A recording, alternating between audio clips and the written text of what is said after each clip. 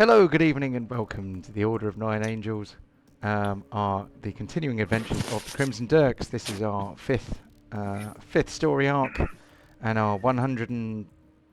124th session altogether. We have done quite a few at this point. We are starting the session with just Kevin and Chris because Aidan is running a bit late today, and Ryan's not here because he's getting ready to get married. Poor bloke. So his life's nearly over. Yeah, he's on two. He's on two failed death saves. Yeah, 2 failed death saves. Last one's coming. So hopefully there'll be 3 of us before too long. But in the meantime, let's have a recap. Who remembers what happened in the last session? I do. Yeah. Last time we carried on facing that a plague warped dragon in the old shrine of Mistra. You're all playing very sensible and keeping at least 100 yards between it and her at all times. Eventually, it died by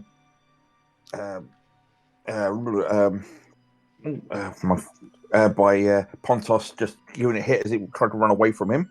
Yeah. We searched the place and we found a very nice wand, a spell book with some silly spells, which I have to work on those ones, and some golden gems.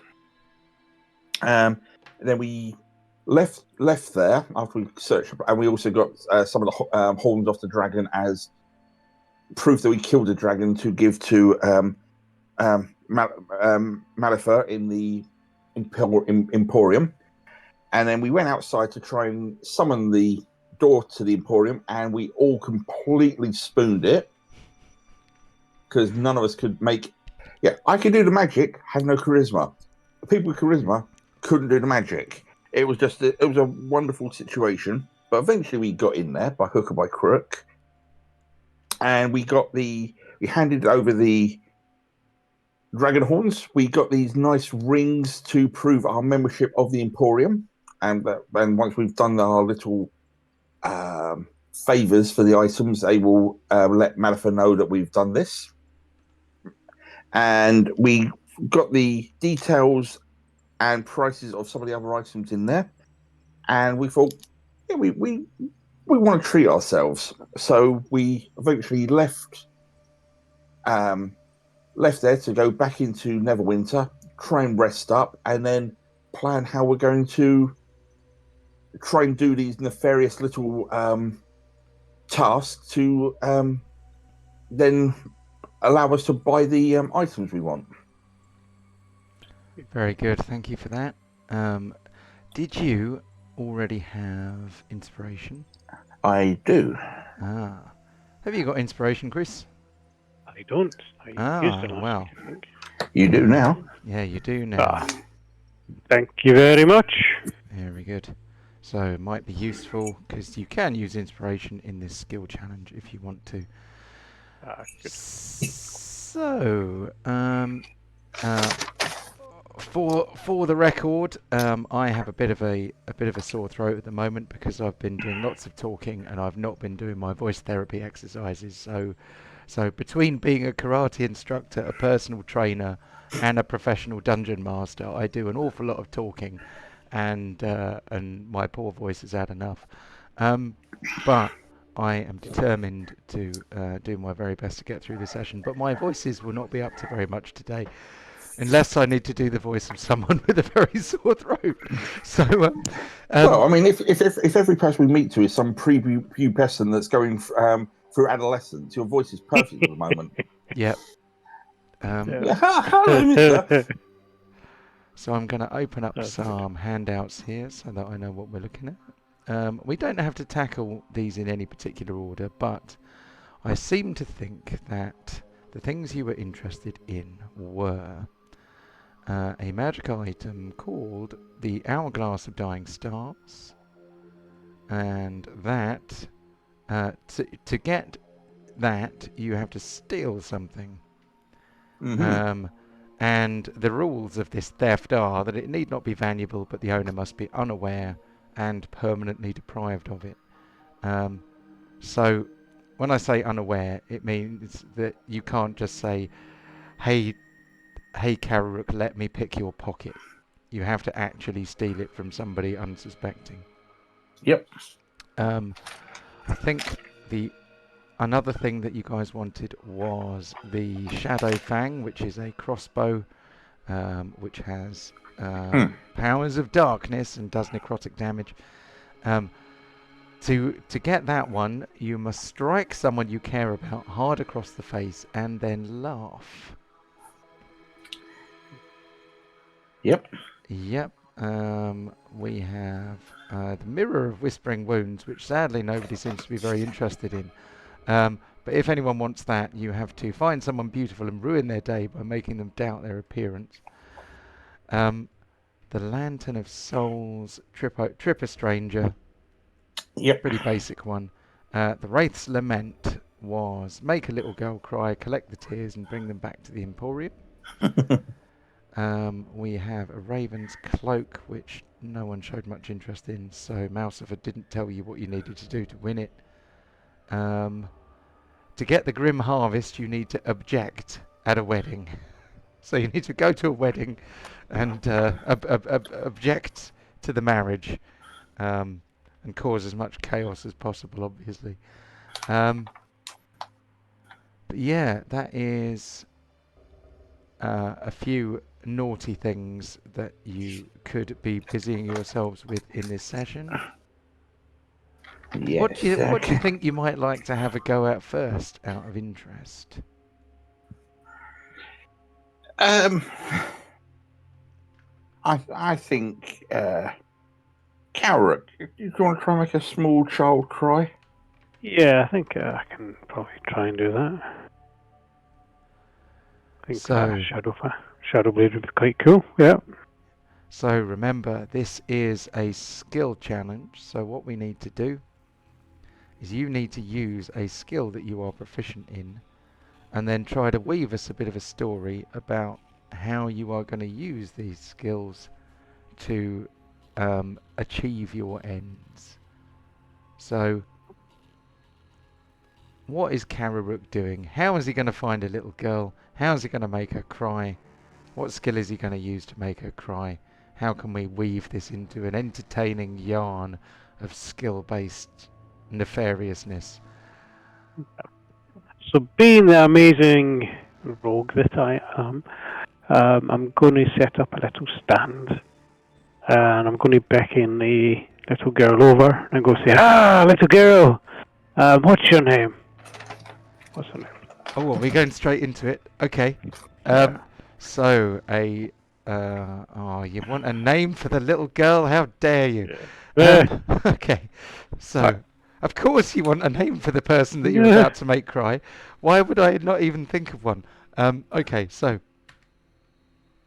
a little girl appears as if on cue, seeing your stand. What kind of stand is it? What have you done to attract little girls with this stand? It's a wooden stand with pink ribbons and stuff, and various fluffy, happy-looking toys and stuff kicking about. All right. So a little girl appears. She doesn't look enormously dishevelled. She may be. She isn't some she isn't some starving waif. But she is probably the daughter of. Let's say you're in the around the market square of Neverwinter, or one of them, and this little girl comes up. She doesn't look like she's starving, so she's not like a street urchin, but she's probably the daughter of one of the other market traders, or possibly she's managed to slip the leash and got away from mum or dad or somebody who's taking her shopping. So she wanders up to your stall, and she looks up and she's kind of perusing your wares. What kind of toys have you got there on the on the stand of yours? Are they like stuffed toys or wooden Yeah, like toys or? stuffed toys and wooden toys, painted pink and bright and quite garish. But I'm going to say, little girl, I see you've come to my stall of wonderful items. But did you know I'm actually a magician? Her eyes widen a little bit, and she breaks into a little smile, barely discernible because of her tiny little mouth. And she says, "Oh, God, his voice." She says, "Oh, um, would you do a magic trick for me then, Mister?" Yeah, of course. What's the most precious trinket you've got? She looks a bit confused, and she says, "Oh, I haven't got any trinkets. What's the trinket anyway?" What's your favourite toy that you carry around with you constantly? Or do you have a locket with your parents in it? Something that's really dear and precious to you. She kind of looks from one hand to the other.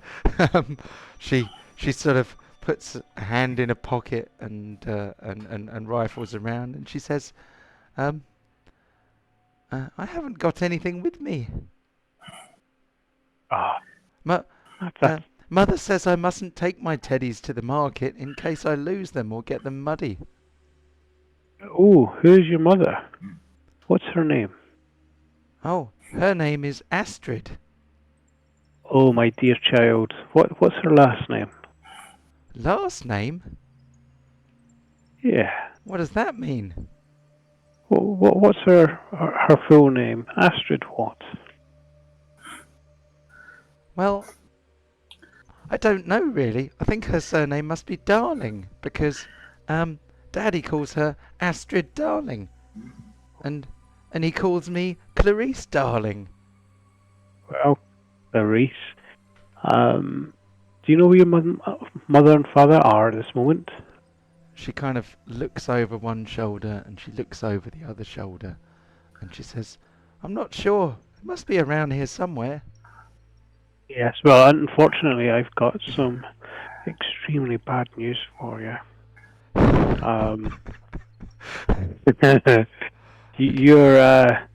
Your mother Astrid has been found guilty of witchcraft, and she has been dunked, and she has had her heart ripped out of her body, and her intestines have been fed to the local boars.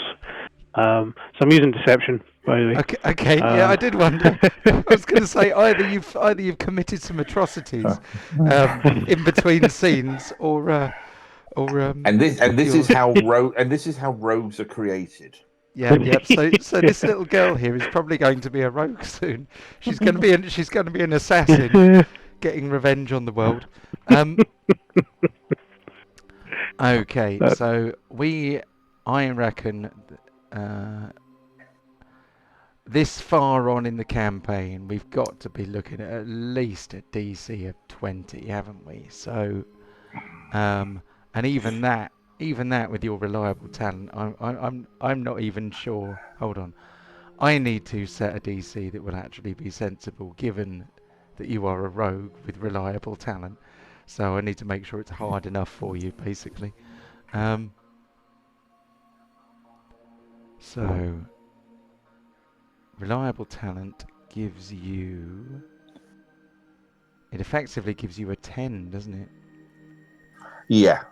So if you roll under 10, it gives you a 10, and then you add your bonus to that.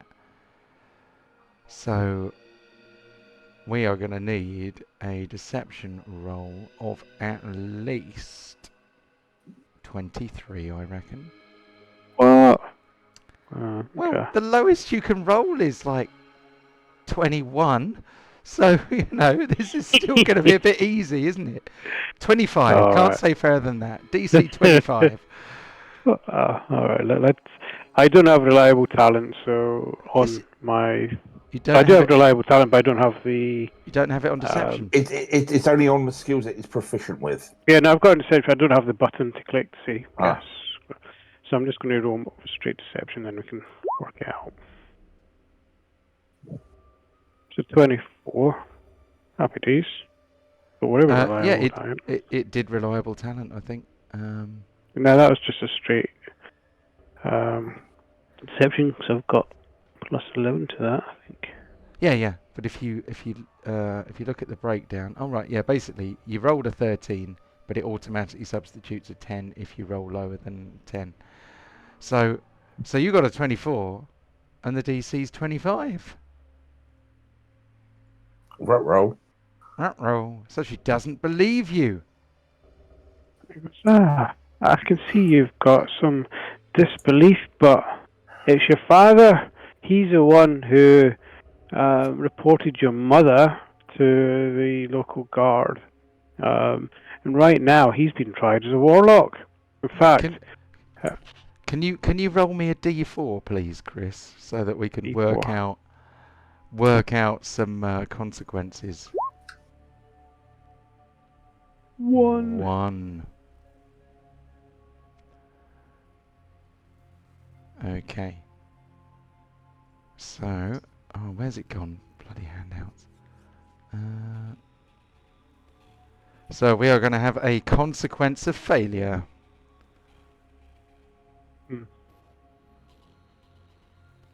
So, coming out of the roiling mass of people at this market, so this little girl is looking a bit upset, but she's like, "You liar! That would never happen to my mummy. She's not a witch." And just as you think a tear is going to drip from her eye, a hand appears on her shoulder, and this man says, "Clarice, darling, what's going on here? What's this man up to?" And she says, "Daddy, that man says Mummy's a witch and she's going to have her heart torn out and she's going to be ducked in the water." And he says, "Oh, you bastard! How dare you lie to this poor little girl and try to upset her? Mother is just at home making the soup." And he shouts out, "Guards! Guards! Come and beat this awful man here at his stall." What would you like to do? We're getting the attention of some guards. We are perhaps over here. This could be your stall here. Yeah. In that case, I'm over here. I'm just going to move well away from. Yeah. Yeah, we've got the party kind of mooching about, and then a guard starts to walk over, and he's got plate mail and a spear and a helmet, and he walks over to you. Are you still there when he gets there? No, I'm disappearing. I'm stealthing. Are you going to scarp her? Yeah, stealthing and running away into local buildings, whatever that is. Do you want stealth? Yeah, let's have a stealth roll.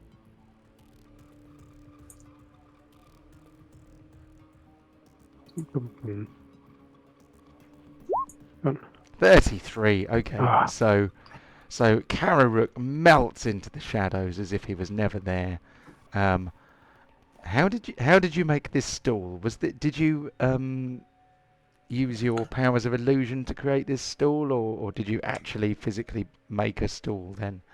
I pretty much got a couple of crates and put them upside down, and maybe found some toys lying around in the marketplace that I found them lying around in the marketplace. So there's probably a toy seller looking for you as we speak as well. Yeah. Okay, so Kararook avoids a fight with a stealth roll. He doesn't achieve his objective, but he doesn't have to fight any guards. Mm-hmm. So that is one failure. That is not to say that you will not have a chance to make another little girl cry, but let's move on to Kevin and see what... Oh, Aiden's here. Hey, man. How's it going? Oh, It's a little bit muffled. it's your turn to have completely unintelligible words today. Yeah, I'm using my earphones. I'm in the car right now on the way home. He's in the car. Okay, that's Yeah. cool. What? He's using headphones because he's in a car at the moment. So hopefully when he gets home, we'll have a better mic for him. But Yeah. he's Yeah. here in spirit. He's here in spirit, and he can hear us, hopefully. Okay. So, so you could have a go at Yorl's one, which is to steal an object from an unsuspecting person. Yeah. Okay. Who would you like to try and steal from? Well, what I'm planning on doing is going into one of the little side alleys where it's out of sight for a moment, and I'm going to cast Greater Invisibility on myself. So basically, it lasts for a minute, but I don't come out of invisibility if I do things. Okay. So just out of sight from people for a few moments, and I cast that and turn invisible, so people don't notice me as hard. And then I'm going to see if there's any open windows or such like that in some of the premises above the shops, and use a misty step to pop into one of them if it appears to be open and empty. Okay, so let's have a perception roll to see if you can spot one. Yes. Okay. We won't count that as your skill roll for the. No, for the that's things. so.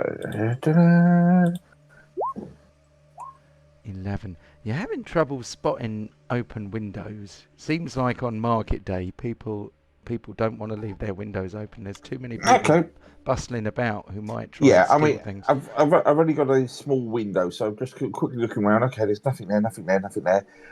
Okay, in that case, I will just go up to one of the stalls and see if I can just quickly grab one of the products, whichever stall comes to hand. Yeah, I don't know if there's a nice pie stand or cake stand, just to try and grab a couple of small cakes or pies. Right, we're trying to do just a bit of shoplifting. Well, yeah, while I'm still visible, quickly try and grab those and then out there before I become visible again. So, what skill would you like to use? Because we still need a skill roll, even though it has to be a skill you are proficient in. So, if it's proficient, that does limit my options here, because the obvious one would be sleight of hand, but I am not proficient in that. So, what are you proficient in? I'm proficient in Arcana, History, Investigation, Medicine, and Perception.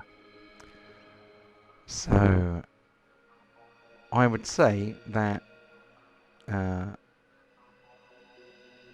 some of these may be some of these could be a bit tenuous, but what we want to do is try and link a skill roll to the kind of things you are doing. So we could possibly go with an Arcana roll if you can think of a way to apply Arcana. So, I mean, you are using magic, so yeah.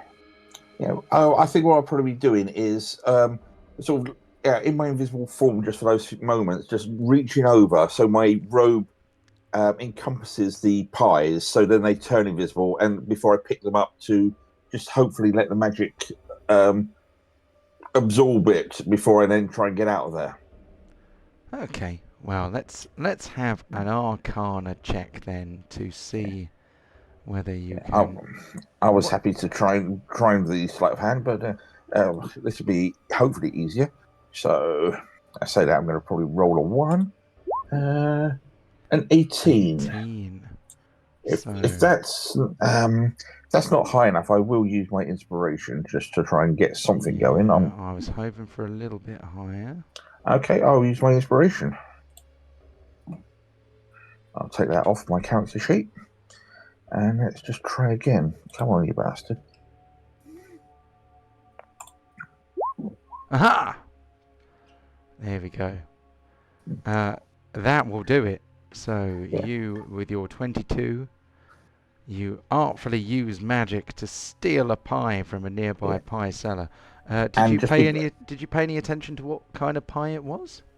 I was hoping for one of the fruit pies or something. It just sort of smelled quite nice. But as I grabbed it, I will still use a misty step. So if I hopefully try and get into an alleyway, so when I reappear, it's not obvious that I'm just in the middle of the high street. Here I am. I'll just use that opportunity to move about 30 feet to get away from the scene of the crime, and I'll deduct those spell slots. Cool. Very good. So roll us a d6. Ooh. Da-da-da-da-da.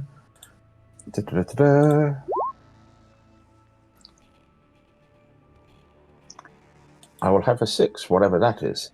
Ooh.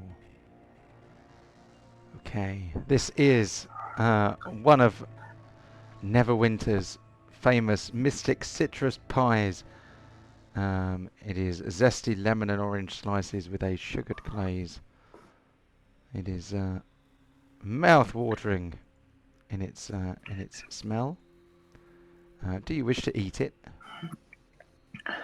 I think I will cut myself a sort of a section of it to munch away, and the rest of it I'll put into one of the recesses of a mage's robe for later on.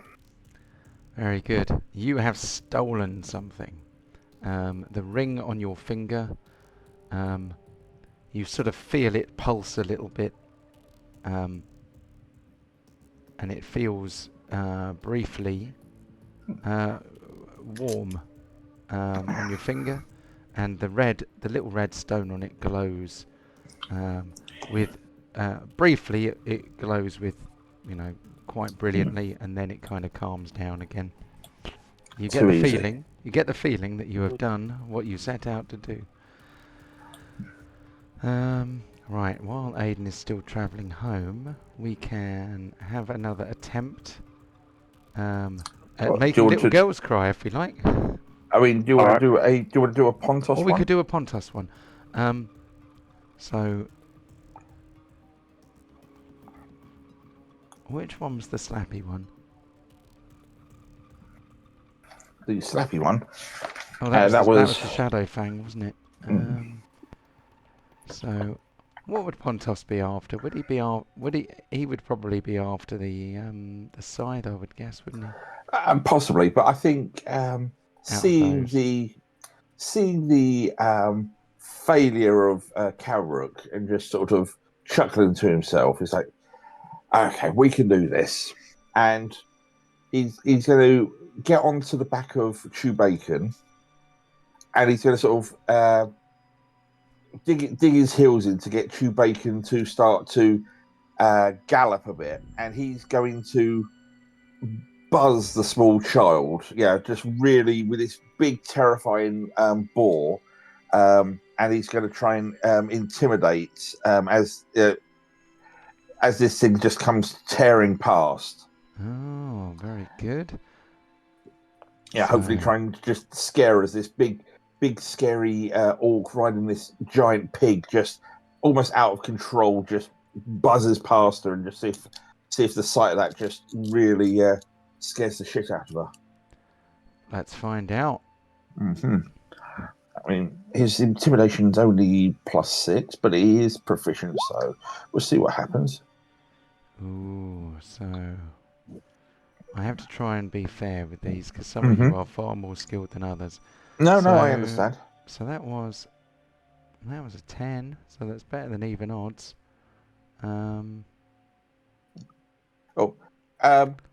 Just because Chewbaca's helping it, can I get the assist from him? Just, Yeah, why not? Okay. and that gives a chance. Yeah. Yep. It works.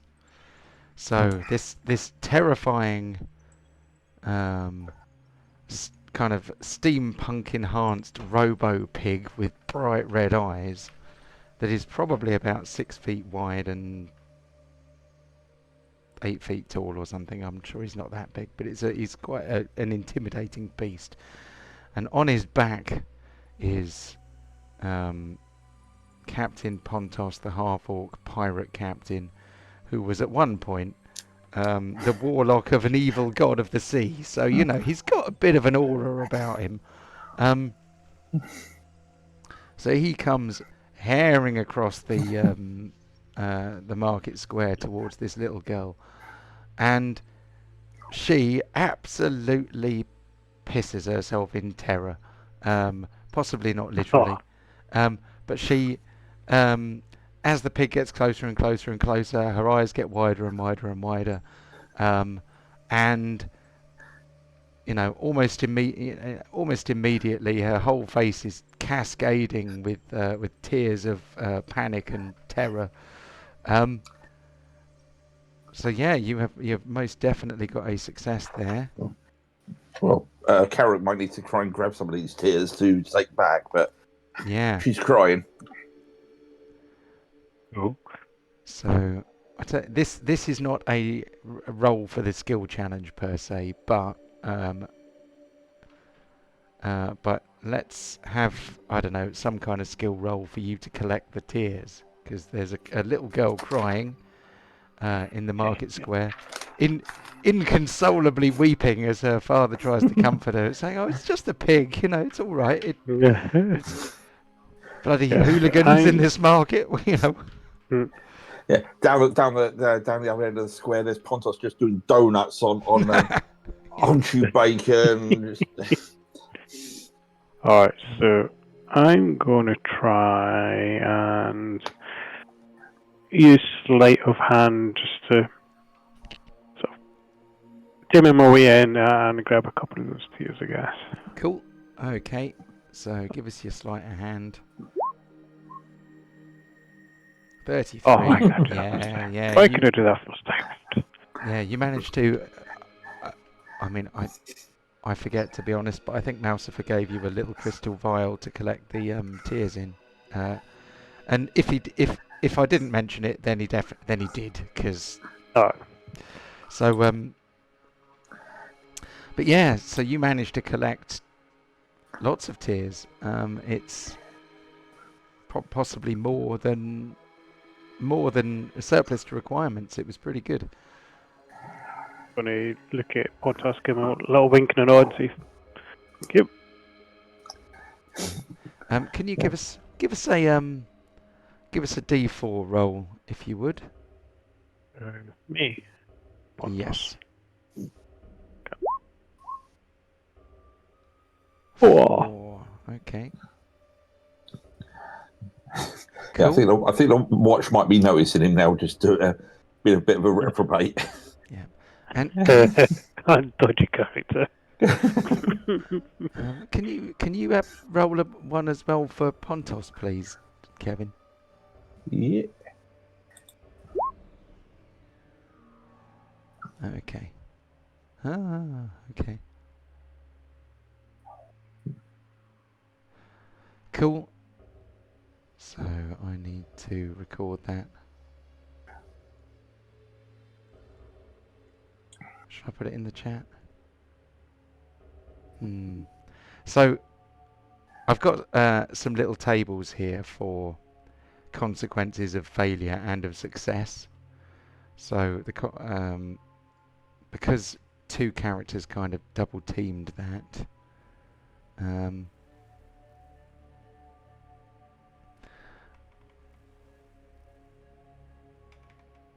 So, actually, what I'm going to do is put that in a note document so that I remember which ones it was. No worries. And then, there we go, because I don't want to give that away just yet. We will come back to that. Yep. So, okay. What next? We have had 2 successes, and we have had... Yeah, 2 successes. Well, it looks like our bird boy might be, he's logged in. Yep, he's home. Hello! Now I'm Hello. the only one with a voice that's almost unintelligible. So,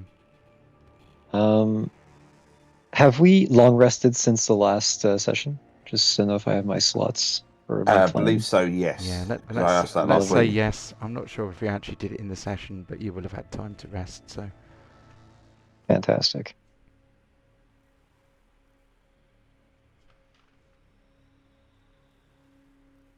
So what item was it you were aiming to acquire? Do you remember? Mine was the scythe, and I need to object to a wedding. Yes. we can help you on that, I'm sure. Yeah. Would you find a wedding?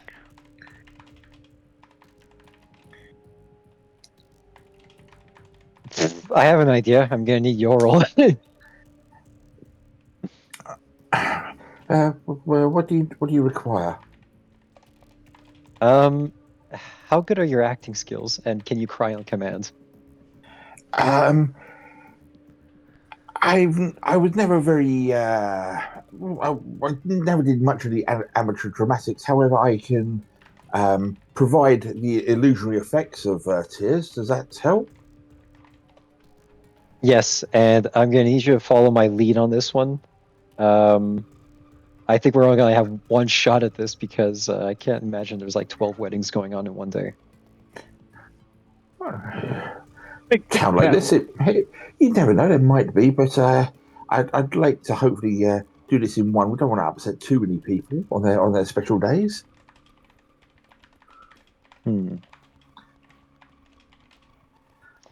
So I just need to I need to object to it. I can't just ruin it. I need to object to the wedding. yep. Fuck. Because I can ruin it easy. Plus 8 on intimidation, 27 strength, easy way to ruin the wedding. Fuck. But I can ruin a wedding as well. It's called disintegrate. That would definitely ruin a wedding. I have a potential way of ruining the wedding. It wouldn't be permanent, but it would be an option. To object to the wedding or to ruin it? Because I need to object to the wedding as per the stipulations.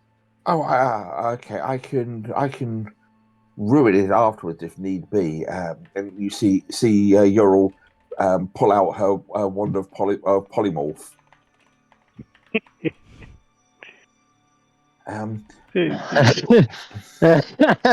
All right. Oh, perfect. Okay. I don't have deception. God damn it. I can help. What you're trying to do?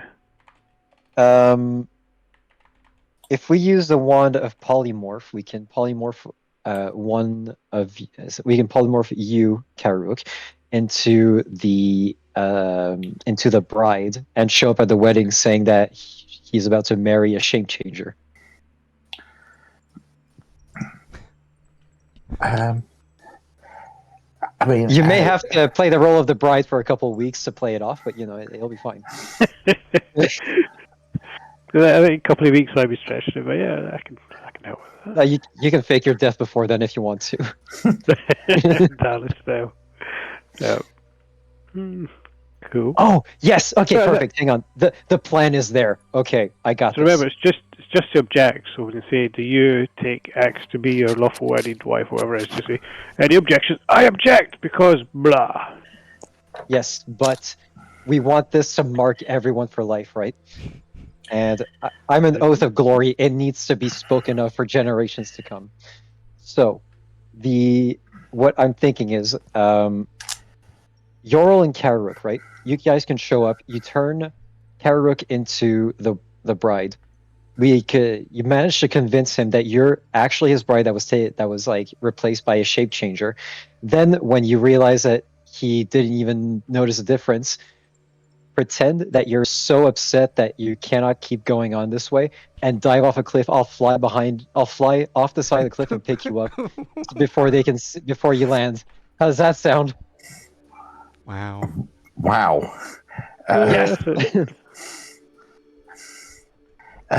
It doesn't have to necessarily go like that. If she can just run off and then with the, I mean, yeah, there's plenty of buildings that she can jump off, but the guards would see a body. If she just runs off and I then cancel the polymorph, no one will see Carrick afterwards. But then he would spend his life searching for his wife. Where if she were dashed upon the rocks beneath a cliff. It's a little melodramatic. I mean, Yes. do you need Carrick to wear a black veil for the rest of his life as well and sit at a window? I don't know. Could be funny. True. Or just have yourself or Carrick claiming that she's already your wife and that's why you're objecting. And just get them to argue. That would cause a scene, surely. Okay, well, if it's just about a ridiculous reason to cancel the wedding, I can just do an intimidation check and then you could just call it there. I could just show up and say, because I object your husband isn't strong enough to be your man, and then I flex so hard my armor pops off, and I roll intimidation with that. I mean, it's a bit less complicated. The simplicity certainly gets bonus points. I'm just saying it could have been funny. Okay, Armstrong. You're not going to just flex your armor off all the time. Watch me. Fine, I'll flex the armor off since you're all a bunch of prudes. I'm not a prude. I just think the diving off a cliff is a little bit extreme. I mean, yeah, you only have to object. I mean, I could polymorph the groom into a goat for a few minutes to cause a scene. Yeah, there are means and ways.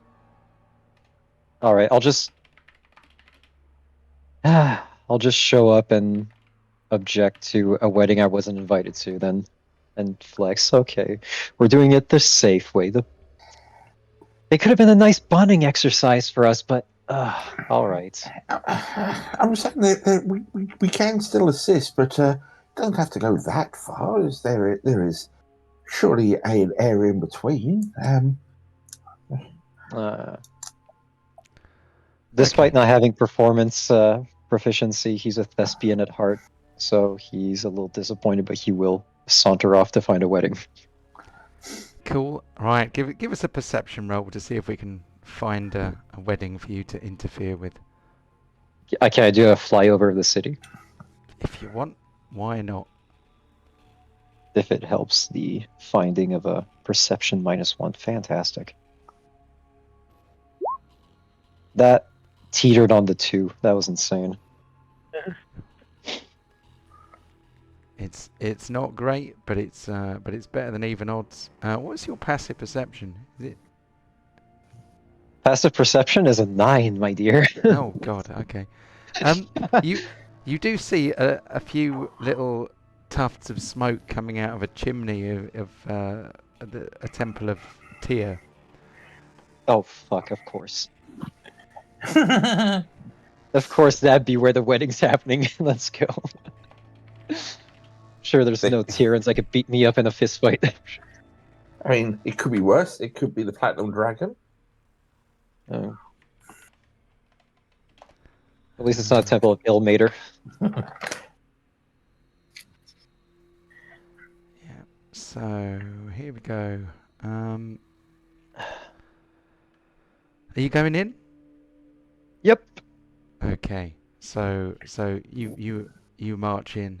The flicker of candlelight dances across stone walls, and you hear the soft hymn of a lone harp filling the small chapel. Stained glass and fractures beams of gold and crimson onto the fractured gathered guests. Their faces are all upturned towards the altar, and the air is heavy with incense and anticipation. Beneath an arch of white lilies, A couple stand hand in hand. The bride's dark Oh. veil glinting with delicate silver thread. The groom's jaw tight despite his calm smile. Between them, the priest of Tyr lifted his staff, his voice deep and solemn. If any here know a reason this union should not stand, speak now, or forever hold your peace. All right. Kellark will unleash a scream of a red-tailed hawk as loud as he can in these echoing halls. And A sharp And intake then- of breath from the guests as they all turn to face you as one. and as they turn to me, I'm going to raise up my arms and yell, "Because your boyfriend, I object, your boyfriend's a bitch," and then I flex my armor off really hard. Okay. An interesting way to use your cast-off armor. Yeah, I mean, that's what I've been doing this whole time with it, so why not? If that's intimidation, let's have an intimidation roll. You are proficient in intimidation. Yep, that I've been, because like all I have is insight, animal handling, intimidation, and survival. Yep. Yeah. Like use any of these at a wedding, like unless I can. No, I can't. No. Okay, intimidation. 20. 20 will do. Yes. So the assembled guests look at your feathered but muscular body, and they look at the rather skinny looking groom, and the bride kind of looks from the groom over to the paladin that has literally just walked in the door, called her husband to be a little bitch, and popped his armor off just by flexing his shoulders. And she's just I wink at her. She looks at me. she's just kind of like, oh, she looks like she's getting a bit weak-kneed, and she You're going to marry a nerd. Here's a Chippendale. yeah. Yeah, she's sort of looking at this bridal bouquet in her hands, and she kind of just drops it on the floor and pulls her veil off and says, "You are a little bitch. I'm not marrying you, no matter what my father says." And she kicks him right in the nuts. And as he folds slowly to the floor, he kind of groans and starts crying. And No, so, don't feed into it, you little bitch. Fight me. and he's like, "No, Cynthia, no, don't leave me on this day." And she says, "Oh, you've had this coming a long time. I've been having it away with your brother the whole time. And fantastic. and we all know you're gay. We all know that we all know that I'm your beard. And just grow a pair and get a boyfriend, and be open about it." And he says, but, and yeah. So it's quite dramatic.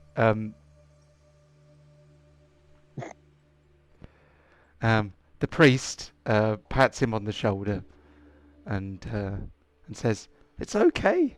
In the Temple of Tyr, men can be wedded to other men. It's fine." And so the best man comes over and is wedded to the groom instead. Okay. So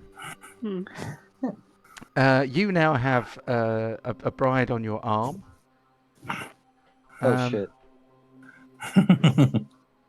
And she has snagged a bottle of some kind of spirit from a waiting table, and suggests that you go off and I don't know, make a night of it somewhere else. Can you roll me a d4 for some a twist? Is that for inches? Sorry? I was saying, is that for inches?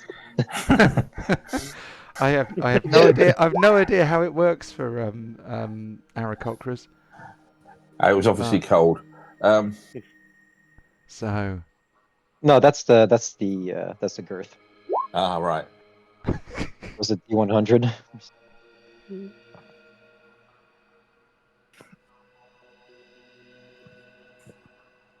So for length, Okay. it's D20 plus Constitution, right? um, so this is very interesting. Yeah, no kidding. Sorry, I hope I haven't just committed a hate crime, but Is she inviting her her the husband's brother? Oh hell yeah! It's the amount of bridesmaids that follow us. Oh yeah, roll us a D3. A D3. Yeah, D3 minus 1. Sorry, no, D4 minus 1. Let's have a D4 minus 1. Hell yeah. What the fuck? I fudged. Never mind, sorry. Yeah, try again. Okay. 3, baby! Well, yeah, okay. 3 of the bridesmaids kind of follow the bride out. So one of them seems to have a bottle of oil. I don't know where that came from, but they've got a bottle of oil. Yeah. It might be cooking oil. That would be very funny. Oh shit. So I'm too lean. There's nothing to cook. You have actually gained it. You've got the attention of Tyr himself. Oh fuck. In a good way? Yeah, he's impressed. Okay, good. I thought it was like, how dare you fucking do this in my temple, you degenerate. Well, Yeah. I think by the looks of it, glory is definitely on your horizon, sir. Yep. So your ring glows red to acknowledge that you have indeed disrupted a wedding. The outcome was not entirely unhappy.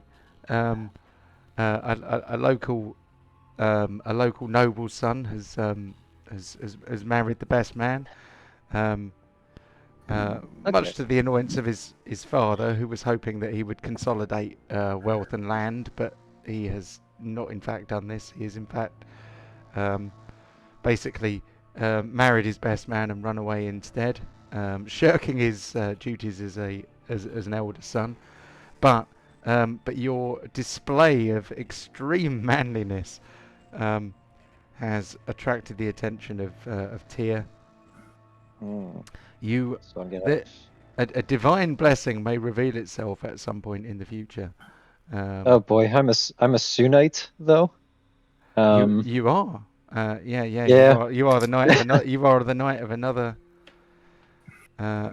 deity. Yeah. So could set the cat among the pigeons, but you look at the sky and you suddenly see a tear just giving it the old buddy Jesus. Like, yeah. Yeah, he's like, hey buddy. Yeah, nice. I didn't want him to marry her either.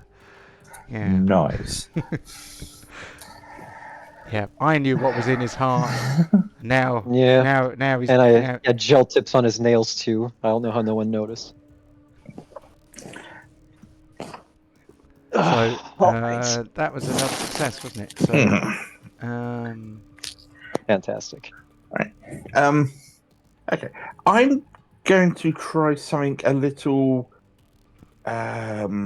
unusual. So somewhere in the market, can I buy a fairly nice looking, nothing too over top, but a fairly nice looking hand mirror for for a couple of gold pieces? I would say yes. I don't think that would be too difficult to do. There will be some hand mirrors available. I think. Okay. Yeah. So, yeah. What I just got, since this is proving better than we hoped, I'm Yorul's going to try and do so here. So he's going to go to one of the not necessarily one of the sort of a stunning beauty, but a fairly attractive woman, whether it be one of the stalls or working around the market. And I just want to go to them, and it's like, excuse me, I can't help but notice just the way your bone structure is and the slight tint and everything. Do you have any tiefling heritage in your family? Oh. So, what skill roll will be like? Because this is the one where we are trying to make make a moderately attractive person feel bad about themselves, which is Yes. What I'm thinking, because I don't want to just keep leaning on the same skills. I want to mix it up a little bit.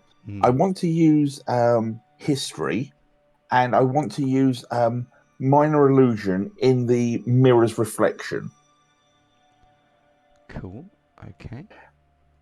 Is basically where I'm going to try and go with this. So it's just like, I have been I've seen that bone structure in some of my research in the areas sort of as I head towards the land of Thay. There's so much demonic worship over there. I'm just fascinated. You sure your family is not from that way at all? My mirror here, it has been enchanted to show me the truth. And yeah, I'm just trying to big it up a bit here. Cool. Okay. Yeah. Give us your history roll then. Yeah. So yeah, with the history, just trying to explain some of the details of and just trying to give it make it sound more convincing. So I mean, as you're talking, even before the roll comes out, the this person is becoming more and more flustered and kind of poking at the edges of her forehead and cheekbones, sort of as if she's looking for.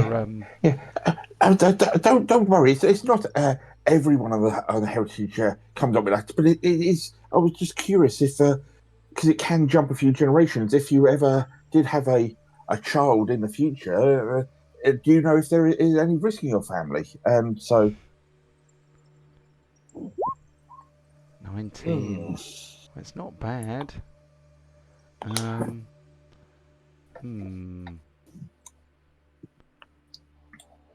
am minded to take this one because I think it's quite clever the way you brought history into it. So she and are you using the minor illusion thing as well on the mirror? On the mirror, so like this mirror can show what if your bloodline is like this, it would show what you would look like if you had been affected by the dark blood in your family, and just trying to again sow that doubt and seeds sort of by playing up on it. She eventually she snatches the mirror from your hand and kind of gazes into it, and as the illusion kind of distorts her features in the mirror, she sort of sees little horns sprouting out of the edge of her forehead and her skin turning red, and her eyes kind of changing red, and she screams her head off and hurls the mirror down on the ground, breaking it, and she runs away screaming. That's 7 years bad luck. That could increase the chance of it transferring into your offspring if you're not careful.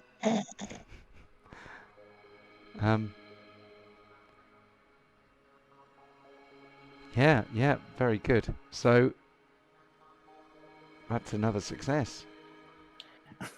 Yeah, I wanted to try, like I said, use some of the other skills and like how can I mess people around a little bit here? Yeah, well, have we got one more to do? Well, we need one more to complete the tasks.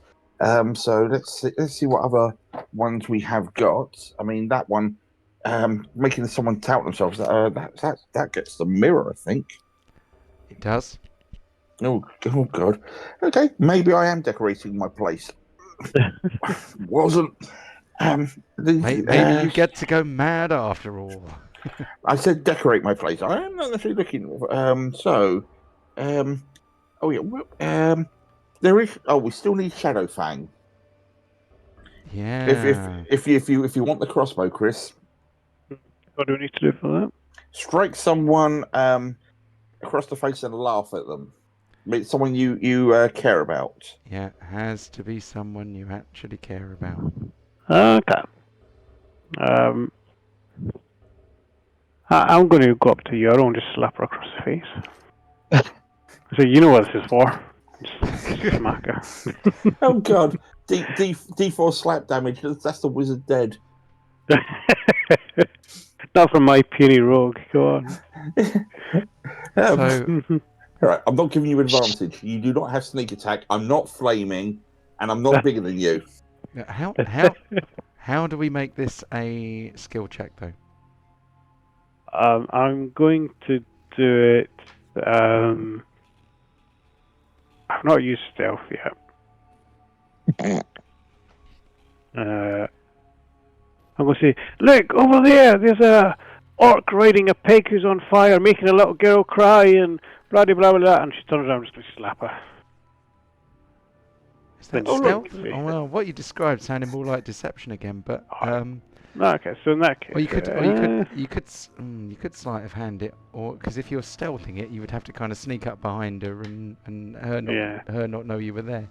But you could. Alright, so what I'll do then, I will stealth so she doesn't know I'm about, and then I'm just going to slap her out of the blue, using sleight of hand and go stealthy again. So it's going to be a slap from the gods. Okay, well let's have a sleight of hand roll. See whether you can. Oh look, there's a tomb of ancient knowledge and secrets over there. Huh? Smack. And sleight of hand. Sleight of hand is good. I mean, we better have the stealth roll as well, hadn't we? Yeah. 25. Okay, well roll to hit then. How do you do this? I don't see who hits me, but I turn around and smile anyway. So is that just strength then for a regular? It's unarmed attack in it, so So strength. My strength is rubbish. Let's see what I got. Don't worry, my AC's rubbish.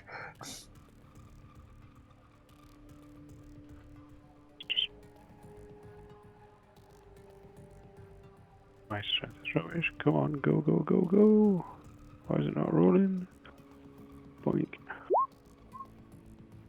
That's a strength save. Strength save. Sorry. is an unarmed attack always strength? It's not finesse, It's not finesse. unless you're a Okay. monk. Well, Yeah, you've- monk can use finesse, but that's it. There we go. That's even worse. Oh, yikes. I'm going to use my inspiration that Euro gave me to do that one again. Oh, the inspiration I gave you to hit me. Yes. Come on. Oh, Brody, please. sorry.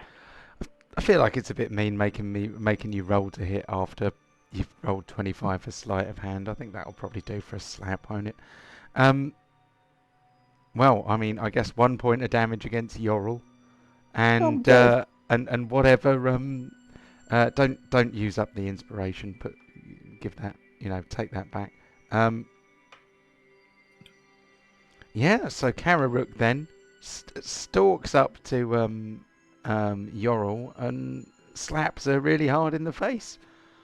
And then tries to melt away into the shadows again. But it's I think you would be revealed by slapping Yorl in the face. What's Yorl's reaction to being slapped in the face really hard? I mean, you've got a big red handprint on the side of your face. I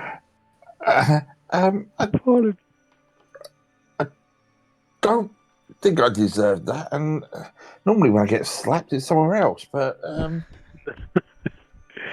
Hang on. at least buy me a drink. I apologise, and I'll say gladly buy you as much drink as you require. Of course, a nerd is a freak.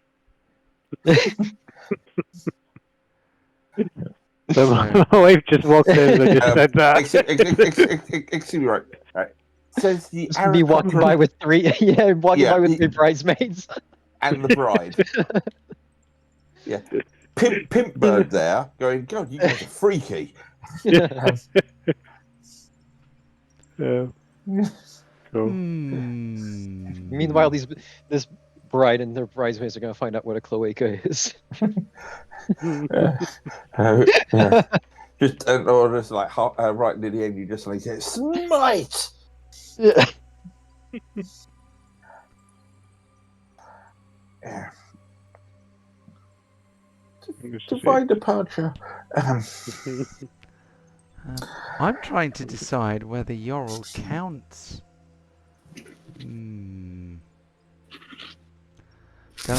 Does Yorl count? That's the question. I mean, they've been on a lot at this point. Yeah, we've taken on a god and saved an island, Fair Island, and all sorts. Yeah. You've got Pontos just dismounting off Chewbacca and slowly walking towards you. Yeah, I'm getting ready to slap him then. Well, I mean, it's good to know. We know that Kararuk cares about Yorl now. That's what we've learned. That's what we've learned from this.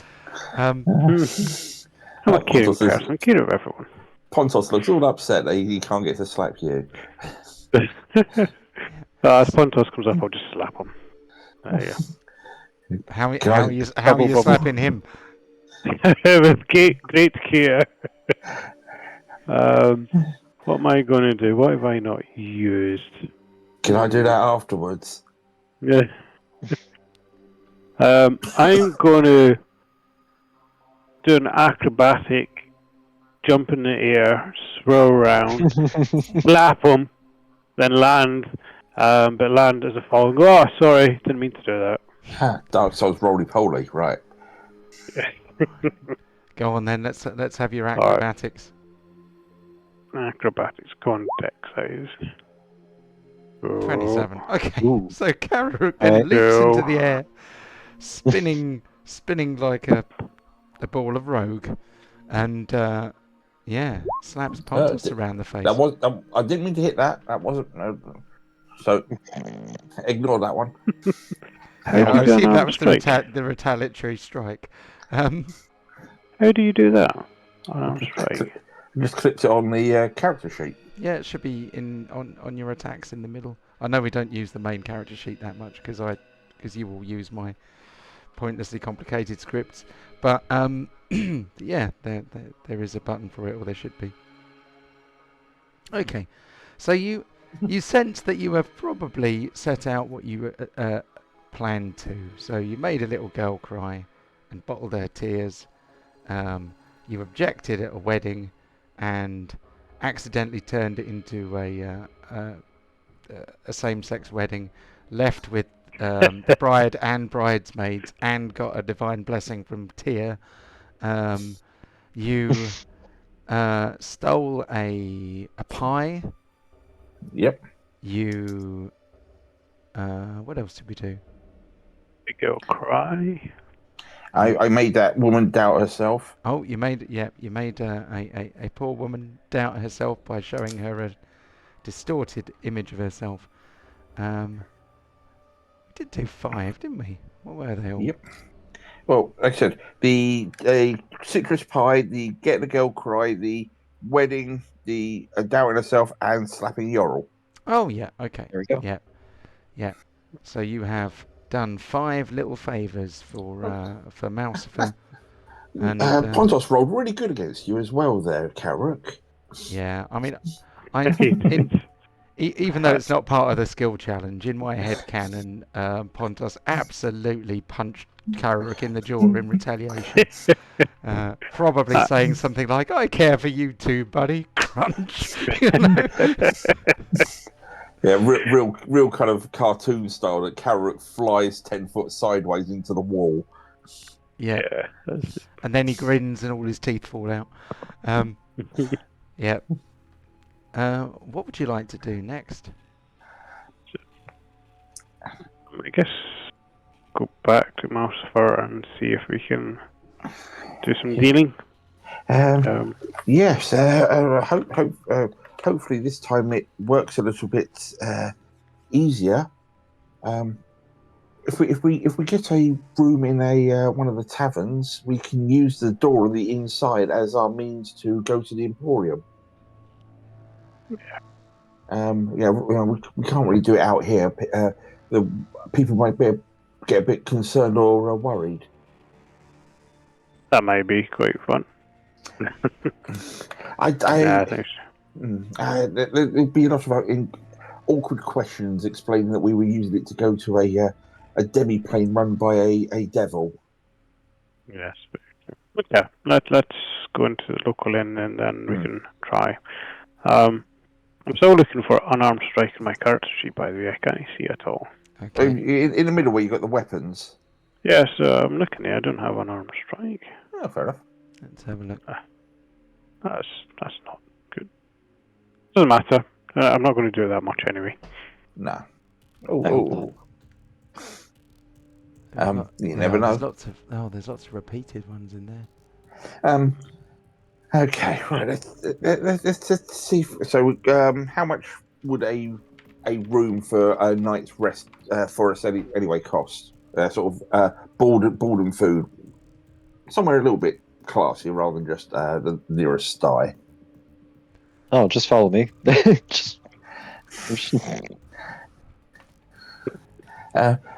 be at this moment, I think following you and sharing a room with you could be the last thing I really want. You seem to have the room quite full yourself already. Well, like I said, bunch of prudes. No, but there's I think you've got more than enough to take care of you. It was more a question about finding the building, not about sharing the room. Also, yeah. So I'm going to say that the bridesmaid and the bride, or she is no longer the bride. They say, "Oh well, let's You've got the honeymoon suite. we've got a suite at this nearby inn, and it's very nice. You know, we've all got rooms there. Why don't you just come and stay with us? I mean, it's all been booked and paid for by the groom's father anyway. So you know, might as well enjoy it. You know, I expect the wedding reception's going to be kicking off soon. The two grooms will be heading for the border as fast as horses will carry them to get away from the groom's father. But all the booze has already been paid for. Might as well go. Oh, that sounds fantastic. Lead the way then, please, ladies. Yeah. So you you get taken to this very nice hotel. I say hotel, probably isn't called a hotel in this setting, but tavern, inn. Yeah, this place it is kind of aristocratic level accommodation. It's actually got indoor sanitation. This place would probably be 10 gold pieces per person per night, but because it's all already been booked and paid for, you just go in and as part of the wedding party, where everyone has suddenly got rather a nihilistic approach to proceedings. They're all like, well, what the hell?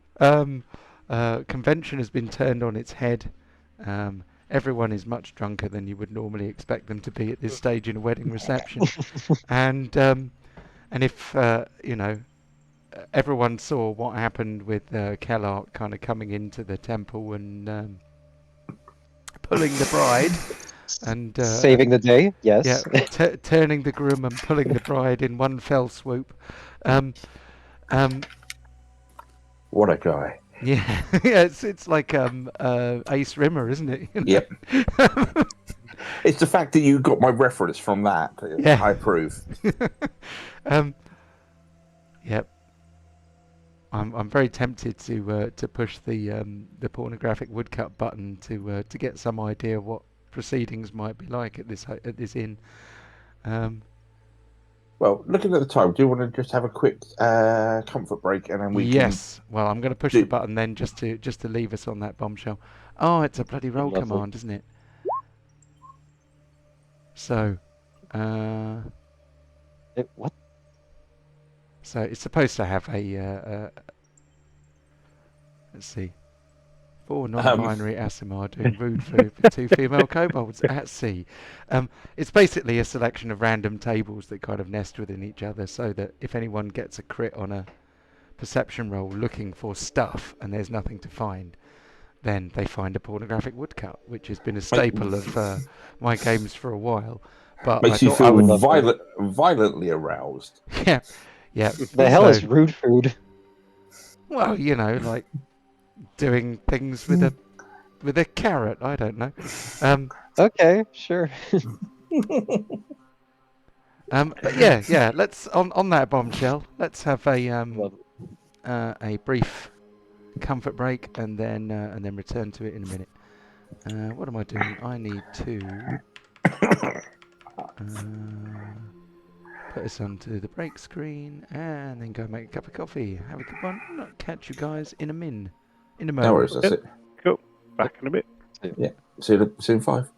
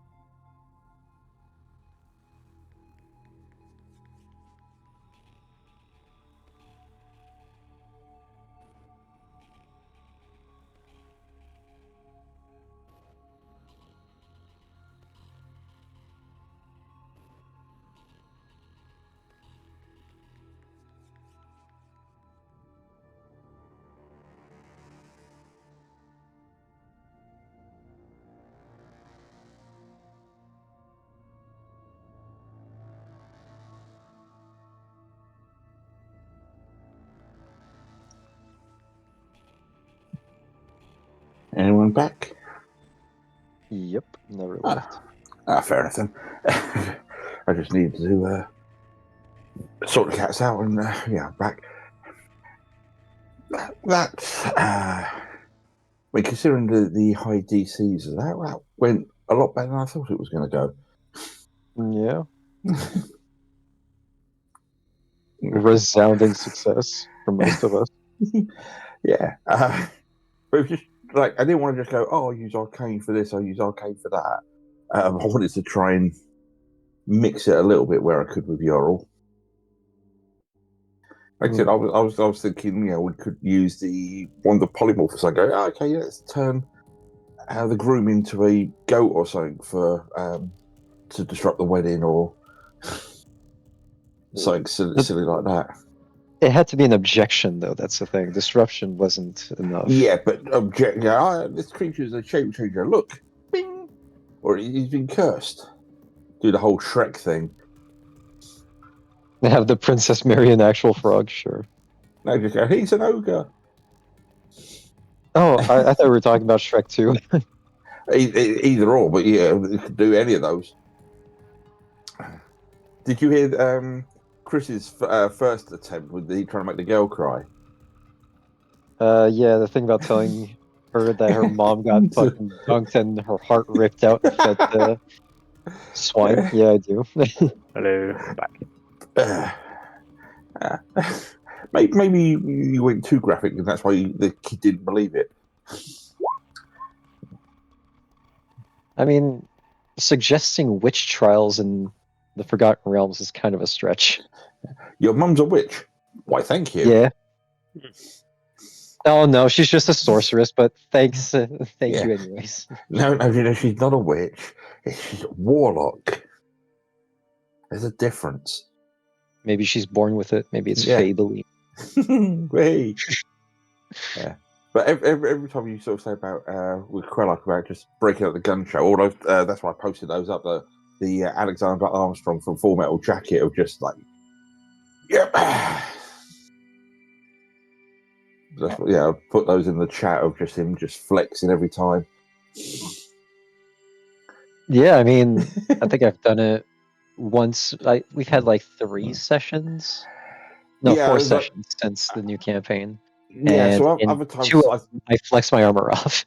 I must have missed the flex. I just heard that you're using your quick release armor and getting out. I didn't realize it was just flexing the armor off. Oh yeah, it's a cast off armor, but it just it's way more impressive. Yeah.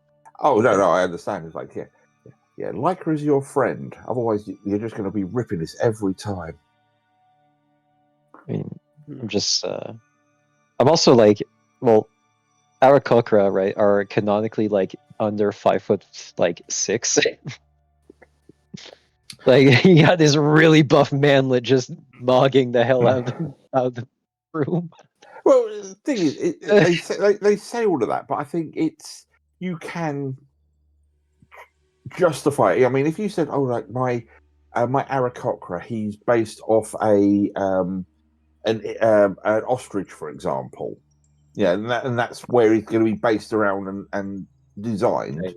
It's like okay, okay, not necessarily Aarakocra with a fly, but you say, right, okay, it's a Kenku. But he's going to be a Kenku that looks like a emu. So he's like 6'3", really long legs, makes all these mimicry calls, but can't fly. Yeah, you could do that quite happily.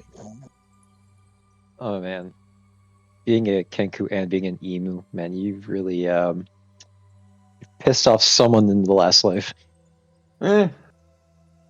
But yeah, you could as a just a slight reskinning. Yeah, I just went with Hawk, just because it fits well for the Paladin, the bold, majestic type look. For the Bard, I went with the Cockatiel. Oh yeah, I was going to say, Bard, you could go like a peacock or something. Yeah, I don't know if I think I posted the image of Thykar. Peacock could be funny, just like when he's really trying to give it the full razzle dazzle, the whole tail comes out. That would be something. It was one I thought of ages ago. It was like basically using the rules for a Tortle, but like a Tortle fighter, I think it was, but reskin. So it was actually going, okay, it's got a hard shell and it can hold its breath while underwater and all this kind of stuff. And he's actually a crab rather than a Tortle. Just reskinning, but using the same rules. Just using for a turtle, which was like, yeah, that could possibly work. Yeah, I am a crab person. Hang on, let me see if I can see the piece I commissioned for that campaign I did. There he is. Let's have a look. See. Just gotta.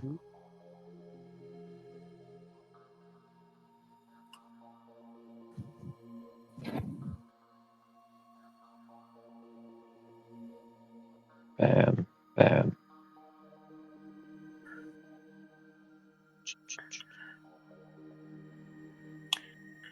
I might have posted it already, but hang on. Yeah. This was one I got commissioned by a friend of mine when I was doing my Warlock Char. Oh, hello. Remiss Shaw. Oh, that's cool. I like that. Yep, and he It looks would more like carry a around parrot. like, yeah, he'd just like pull out like powdered dyes that he would like use to like just smother on his wings whenever he was in a change of mood or just to fit the seasons. What class was he? He was a bard. Oh, he was bard, right? Yeah. Yep, fun guy. Rapier, little hand crossbow. Yeah. Absolute lad. Yeah, and like I said, this was Char. A cigar in hand, a couple of wands to his belt, and a staff on his back. Will napalm, will travel. But that's for when, some, if he for could some, fit yeah, I was going to say, for some reason, Roll20 went, oh, you have all these attacks. Would it be really great if none of them ever hit? It was funny. Yeah, I've got Eldritch Blast. 1 hit after 3 turns. Fuck's sake. Statistically, it shouldn't happen, but it was like, all I need is like a 6 or higher to hit. No.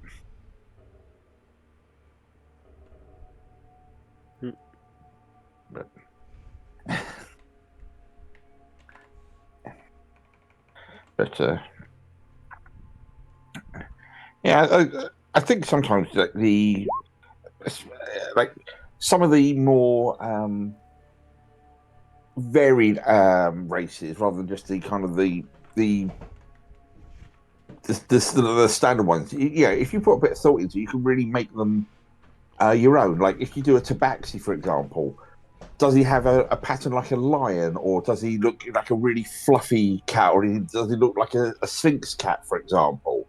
You can, yeah, all of those different things would change how he looks and how he might act as a character if you role play it. Dude, a Sphinx Tabaxi would look fucking disgusting. Fucking gross, and like they have to apply oil to like not get like chafed from just existing. So you just got like this really greasy cat walking with you everywhere. So basically, I'm hearing Bard, oil me. But yeah, you know, like or like some of the real mountain cats with a really thick fur, where they almost look twice the size they actually are. Yeah, as the other extreme of a Tabaxi, yeah, and both of those, the characters would be completely different. So, yeah, and like the Arakocra or Kenku, the vast selection of birds you've got would change it. There was also, or just how you would reskin the creature, the rules to change the appearance. Oh, you think? What about like a giraffe centaur? Just like really spindly legs and a tiny human torso. Yeah, or like if you wanted to, rather than a cow for a minotaur, for example. What about a really buff goat? Yeah, like real kind of, or ibex or something like that. So it's still like with horns, but they're rather those big curly ones. So they're really long, straight ones, like the or like a stag. A caribou minotaur centaur would be kind of nasty to go against. Yeah, but that's what I mean. You still use the Minotaur rules, but in appearance, it's more like a caribou or a stag or something with the antlers. I think that'd be really cool as a concept. The elk minotaur would be really scary. Yeah. Yeah. Really inconvenient going through doorways, though. Yes, go through doors sideways. Then you just got like some really zealous hunters just like looking at you, drooling off the side of their mouth, like wondering if they can take you. Yeah. I'm just trying to go through some of the others. I mean, like I'm just trying to think of some of the other more sort of bizarre races. Like, for some reason, my brain keeps going to Yonti. Lokatha, the fish people. Yeah, Lokafa or the what's Sea Elf or what's the Tritons? Tritons. Yeah. I mean, if you did a Triton clownfish or a Triton sharkfish,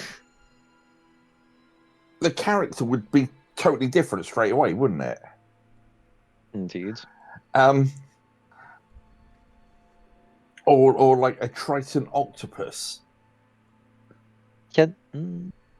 That'd be disgusting. You hear him like every time he wants to pick something up, just Yeah. People keep confusing him as a Illithrid. It's like I'm not bloody Illithrid. I'm not a mind flayer, goddammit! Yeah. I'd be super good for climbing walls too. You just like slap your foot, suction cup hands, walking up walls and shit.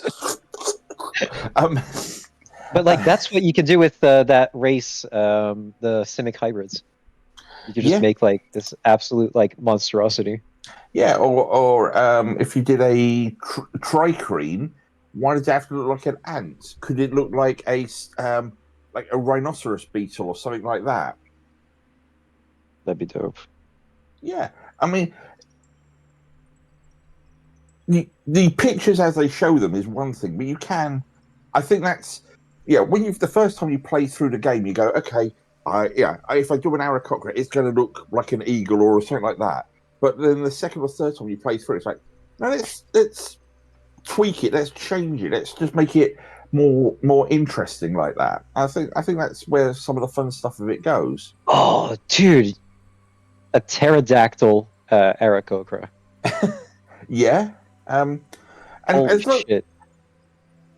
Look at it, and this is where if you speak to the DM, you might go, okay, it's a pterodactyl. Okay, so I might give you this bonus, but there's also going to be this negative to balance out. Are you happy with that as a player, or you might approach out as a DM and offer stuff? DM, looks like our friendly John's back. Yeah, I'm here. I've been sitting here for a while, listening to the bants. Yeah, sorry, I didn't hear you come back in. Sorry, we were just talking. I was just killing some time. Oh, it is all good. It has given me chance to do some things in the background. I mean, I'm just looking at the picture of Chewbacca now. I mean, what about a Minotaur boar, for example? So you've still got rather than the horns, he just has those really large tusks when he does the charge attack. It would, you could skin it like that. Don't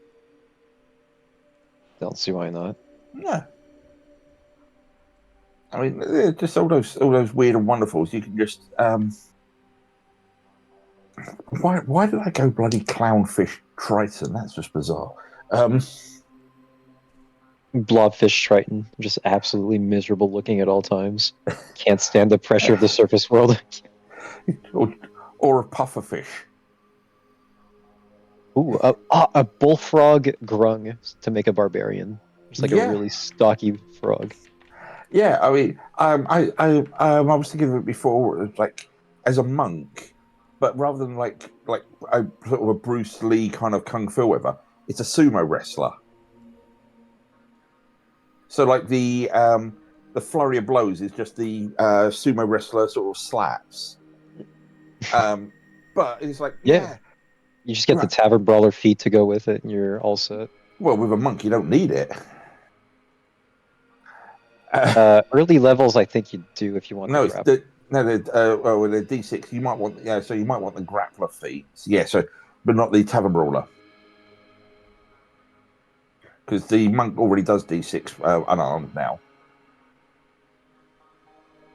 Yeah, but I usually go for it because proficiency with improvised weapons is always fun. Give him the chair. Give him the chair. Yeah, Yeah. just go full Triple H and just like pedigree him through the fucking table. Yeah. Again, as a monk, rather than just being kung fu, make him a luchador or something stupid like that.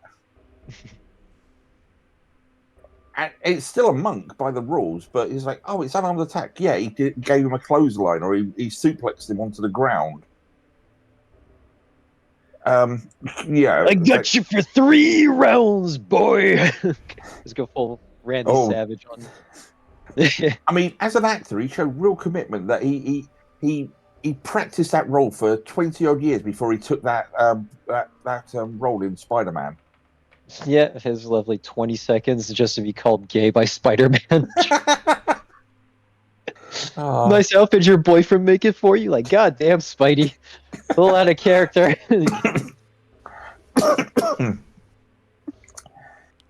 But I guess Tobey Maguire Spider-Man was a bit of a dickhead, so it's fine.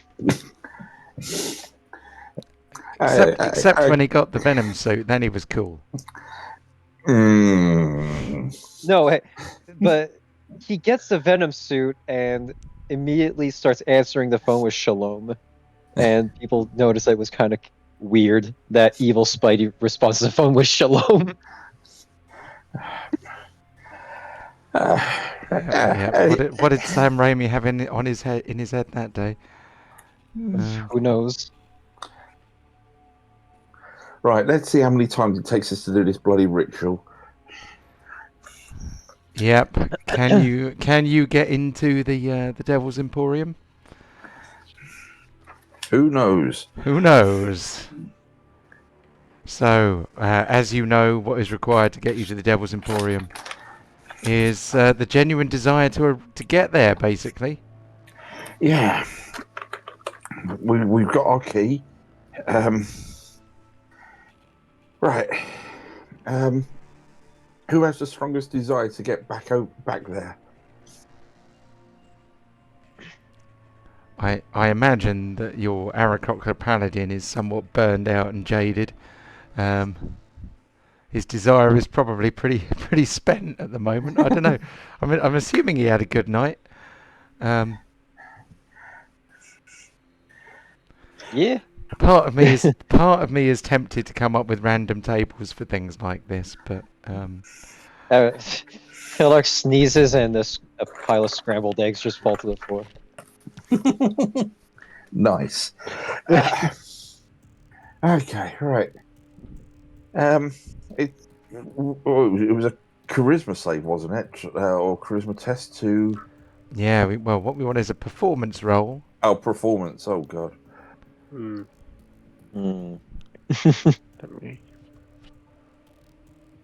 Performance. Don't even know if that's reliable time or not. I mean, I can hit you with straight charisma. I don't have a performance proficiency. Yeah, you're probably still better than what I is. But what you is? Yeah.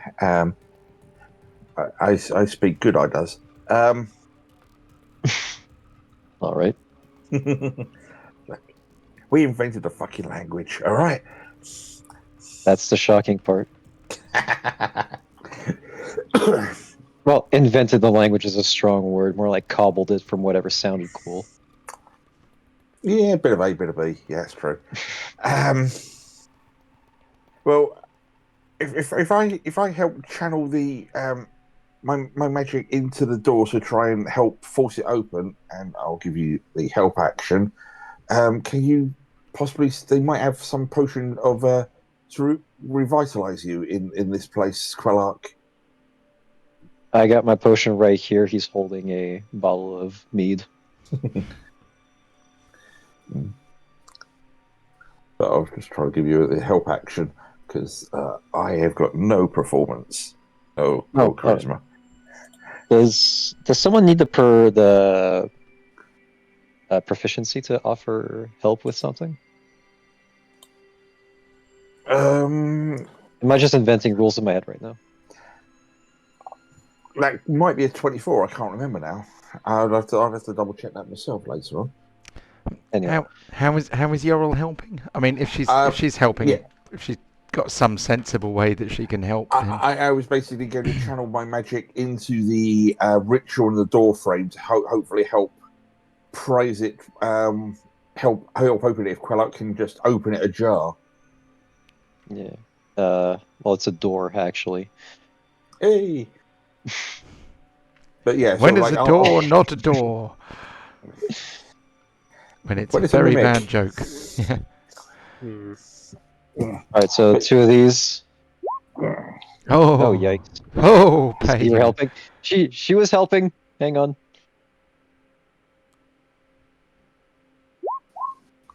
What do we think? I wish I could remember what the DC was. I'm trying to work out where I've got it written down. I've got a feeling it was something like 15 because we were completely butchering it last week. We all rolled below 10. Yeah, that's pretty true. Well, Because it wasn't meant to be overly difficult, but no. So okay, I think we'll say that it worked then because I can't remember what it was supposed to be, and I'm gonna have to go through the transcript of the previous session and work out what it was. Okay, you find yourselves materializing inside the Devil's Emporium again. Mouse of Dreadbane welcomes you. Hello, my friends. I see you've been busy. Yeah, I have. I'm gonna walk up and high five him. Good man. Yes, I've been watching your activities with interest. Who? You fucking what? yeah, he was at the window. Yes, most impressive. Thank you. Oh, the confidence with which you disrupted that wedding, and we still got a happy ending, possibly a happier ending than we would have had in the first place. Who says there's no justice in mischief? Anyway. Yeah, well, hopefully everything that occurred was enough to satisfy your requests for as per those items. Most amusing payment, shall we say, received in terms of your favours. Okay. Pontos, do you want to get your new toy? What did Pontos want anyway? Because I think the scythe was actually what Pontos wanted, wasn't it? Not Pontos. Quelloc wanted. So we didn't work out what Pontos would actually want, did we? Because we haven't had Ryan with us for a little while. No. Oh, I'm being visited by a couple of huskies and a frog. Hello, dogs. Hey Loki, how you doing, boy? Yeah, you can't see him on camera, but my husky Loki is saying hello. Hello, Hey, dog. you. Alright, off you go, mate. Go on. Go with your mum. Oh, and here's Ghosty. Oh, the other one. Go on, Ghosty. Off you go.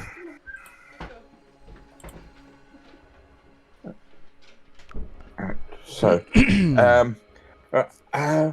well, at the moment, even though I have done what is required for that mirror of Whispery Wonders, I don't have the gold for both, but I am interested in that. But for the moment, could I get the Hourglass of Dying Stars? That's all, please. Yes, indeed. Yes. I said I'd give you a discount, didn't I? I can't remember what the discount was. Was it 15% or 10% or something?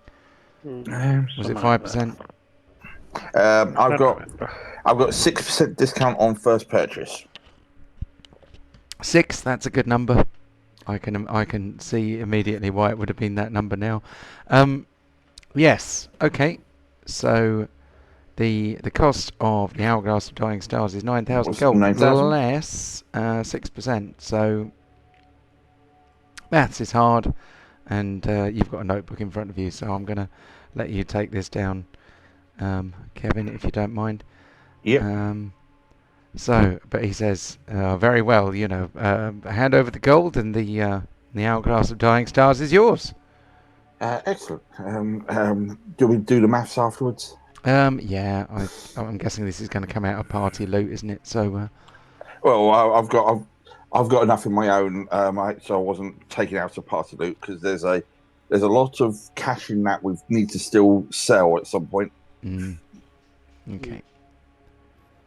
So he looks somewhat wistfully at the mirror of whispering wounds, and he says, and he kind of whispers to it. He says, "Soon, my pet." I have done what is required. I just need time to get the funds. That is all.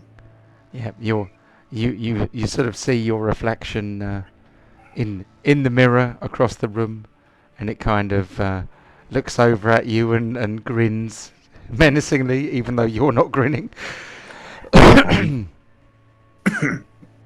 Okay. Karuk, Quillock. Yes, you know what I'm after. I'm after the rapier and the hand crossbow. It's not a hand crossbow. It is a Full crossbow. It is a light crossbow, I think. Let's see. You know what? It doesn't actually even say, but it's definitely not a hand crossbow. It is is either a light or a heavy crossbow. I think it is a light crossbow. So the Shadow Fang, 3,000 gold pieces. You have paid the other thing, and you get a discount of 6% on that. And the rapier is 2.5. Why is that so cheap? What was I thinking? I don't know. 2.5 for the rapier. It is because it doesn't do an enormous amount of damage. That's why. It is 5170 for the combined, Chris. All right, I don't quite have that. I have. Where's it gone? I think 3295. But my friend, I now have a Venom Fan dagger and a vicious rapier. I'm willing to. That vicious rapier has done the rounds so much. I swear that you can't possibly have it anymore. Because originally you gave it back to Deep, and I'm pretty sure that Deep sold it or traded it in for something. It's like there's a scroll of lightning bolt that you've had since like season 1 that I think you've used about 3 times. And it's I have used that once, but I don't need it because I've got a lightning arrow as a spell. Yeah, but that's what I mean. It's a scroll. When you use a spell scroll, it goes. It goes. It's gone. Okay. That scroll. Okay. But how shy are you, Chris? How much did I say I had? Give me 1 second. I've got 3,295. How much is it in total? So that's your 1,875 shy, right? Okay, let me take that out of the group funds to cover you. Shoot, I've still got Venom Fang dagger. How much can I get for that? What's that? A little poison dagger? Has it got any curses on it? It's got no curses on it at the moment. Oh, well, that's not much fun. I'm afraid it falls a little short of the caliber of items that I normally sell in here. I mean, if you want me to hurl it into the bin for you, I could.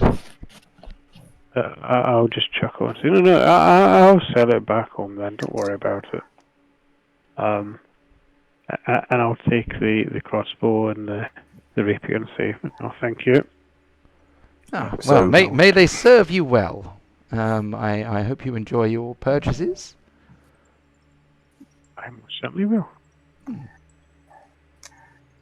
Yes, be very careful with the Wraith's Lament. It is incredibly sharp. Don't try to shave with it, will you?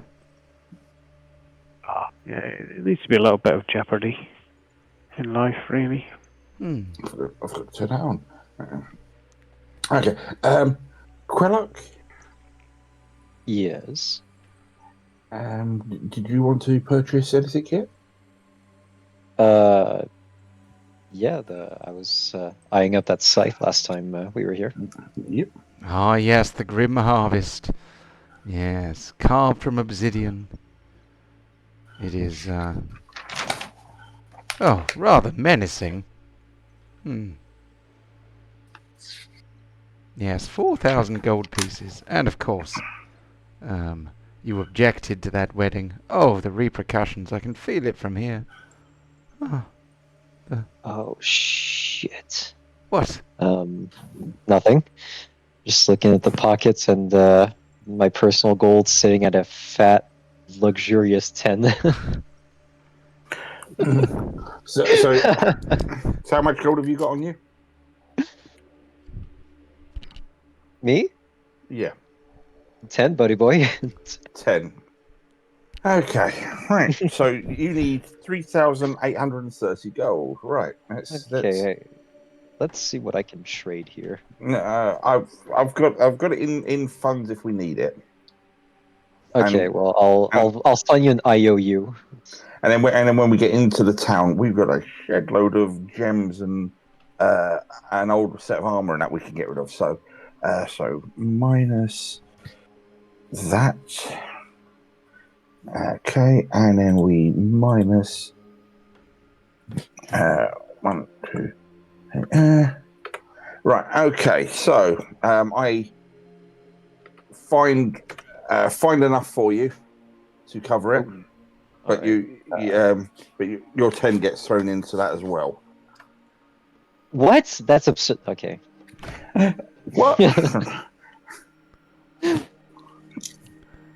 Much obliged, thank you. There we go. Mm-hmm. I'll ask. What's his name? Malleus? Mousifer. Malsifer? Yeah. I'll ask him for a piece of stationery and a pen so I can sign an IOU to Yorl and the party. Yeah. Okay. He hands you a pen. And he says, I don't have any ink. Our pens use blood for ink, so you'll have to stab yourself with it and then write. All right. If you're insisting on writing something out, I do have back at the inn where my chest is. I have some ink. Oh, I think he's already stabbed himself. Okay. It's obviously a little bit quick to do that, but you know, yeah, it's okay. I've got 2 bottles of ink and a pen, and some parchment. Oh, good. I mean, I've already expelled a bunch of fluid today. Might as well add blood to the list. Yeah. Yep, and it's you only need to lose a third of your fluid mass to get shock, so you can't be far off. Right. Well, I think that is a good trade from both sides. Yes, indeed. It is wonderful doing business with you. I hope we'll do even more of this. The favours were so invigorating. I shall check them off the list. There's many more, of course. Yes, I hope you're not using this as a means to start us down a darker path of corruption. Whatever gave you that idea?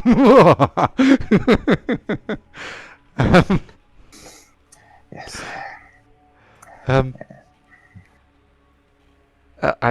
I have other magical items that you may wish to look at some point. Come and visit me whenever you like. Yes, side-eyeing the mirror soon. Yeah.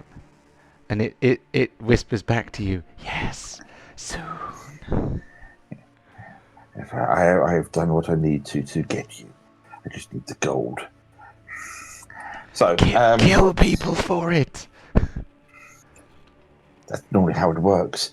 And yeah, Yeah, in D&D it is, isn't it? Yeah.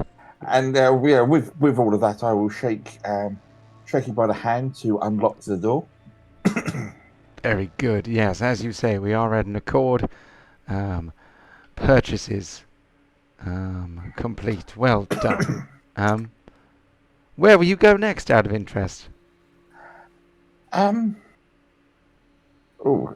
was the. Oh, let me just check my notes because we were doing the chasm as a bit of a side track. We can put those plague rats in just for the bounty.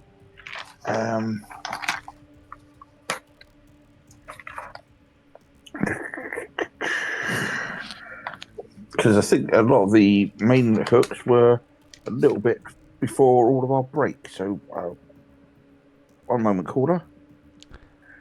Yeah, I'm not sure if we've got any we haven't really got into the meat of it yet, have we? So, No. So there was. I think we'll go. Sorry, go on, mate. Just go back into town, sell the stuff that we've got, get a letter to our mine and fund Delver. And I'm sure we've mentioned that before. Yeah. Try and Do see. you want to go there? You can go there. We don't actually have to, go through 3 whole days of travel, if you know what I mean. We can kind of fast travel you if you want to go there. Yeah, I would be interested to see this this mine of yours. Yeah, I think that's a good idea. I think me and Pontus have got a lot to catch up with our dwarven friends. But I think just as a bit of an expedite for the end of the session, John, if we can go around the town of Waterdeep, because we've got a shed load of gems and precious stones, which could need to be sort of lightened. And I haven't got Waterdeep on my map. Where's Waterdeep? Neverwinter, sorry. Neverwinter. Sorry, I thought you actually. Yeah, yes, you can go to Neverwinter. Yeah. Have you got values recorded for all the gems? I have values for all of the gems. To save time, shall we just say that you are able to realise the value of those gems? Okay, and I can update that. And then we have a set of adamantine half plate. Adamantine half plate. But I don't have a value for that. Yeah, I'm not sure what that'd be worth, but let me see if I can. Which one of you two in all the last week in the shrine we found a potion of healing. Do one of you two want to take that in your itinerary? Yeah, don't mind too. Yeah, if you want, okay, I'll take that out of here. So you've got a potion of healing, always good for an emergency. Yeah, just a regular one. For your adamantine half plate, it is pretty valuable. So you find an armourer that is prepared to give you 1 million. 1,250 gold pieces. Okay, right. Well, selling that and all the gems, that will get our general coffers looking a lot healthier again. So I'll sort all that out and get our loot looking where it should be. So we've got all that in our reserves if and when we need it.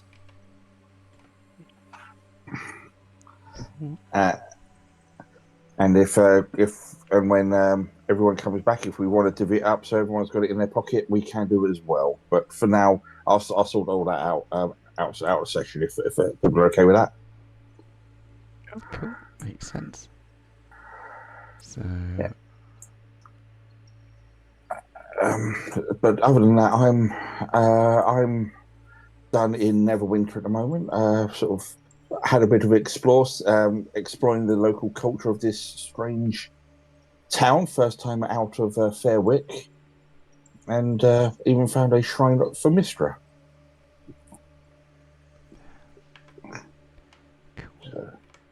So I need to change the map screen. Anything you want to pick up before you start heading south? I'm okay. All I would say is either in the evenings when we make camp and in town, John, I'll be spending a few hours transcribing some of these scrolls I've got into my spell books. Cool. Yep. That is cool. So yeah, if you tell me how long we're traveling, I can work out how far I am with those transposing. So this is basically the first journey you made when we started 122 Yep. episodes ago. So it's about a 3-day ride down the high road and then along the tribal trail to get to Phandalin. You've got a boat though, so you could sail south and then park your boat somewhere and then walk the rest of the way, or you can just leave your boat where it is. You don't really need to sail anywhere at the moment, so you can just kind of leave it moored in Neverwinter.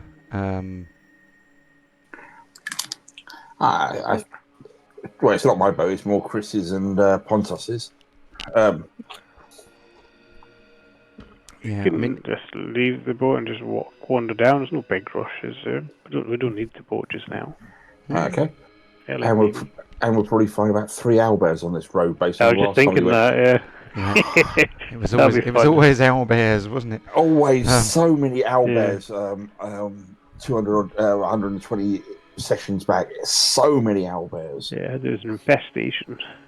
Yeah, and this was all from random tables. I wasn't deliberately giving you owlbears. Yeah, we were culling them well. Yeah. So after a few days' travel, you are much more experienced. You are hard-bitten adventurers now with some renowned. You don't get bothered by goblins or owlbears or anything. There are a few points during the journey where you feel like you sort of pass a few caravans heading north. Some of them actually have a sigil kind of stamped on the side, which you recognise as being the Rockseeker family's logo, basically. So you can actually tell as you get closer to Phandalin that the goods are being shipped out of Phandalin under the Rockseeker brand.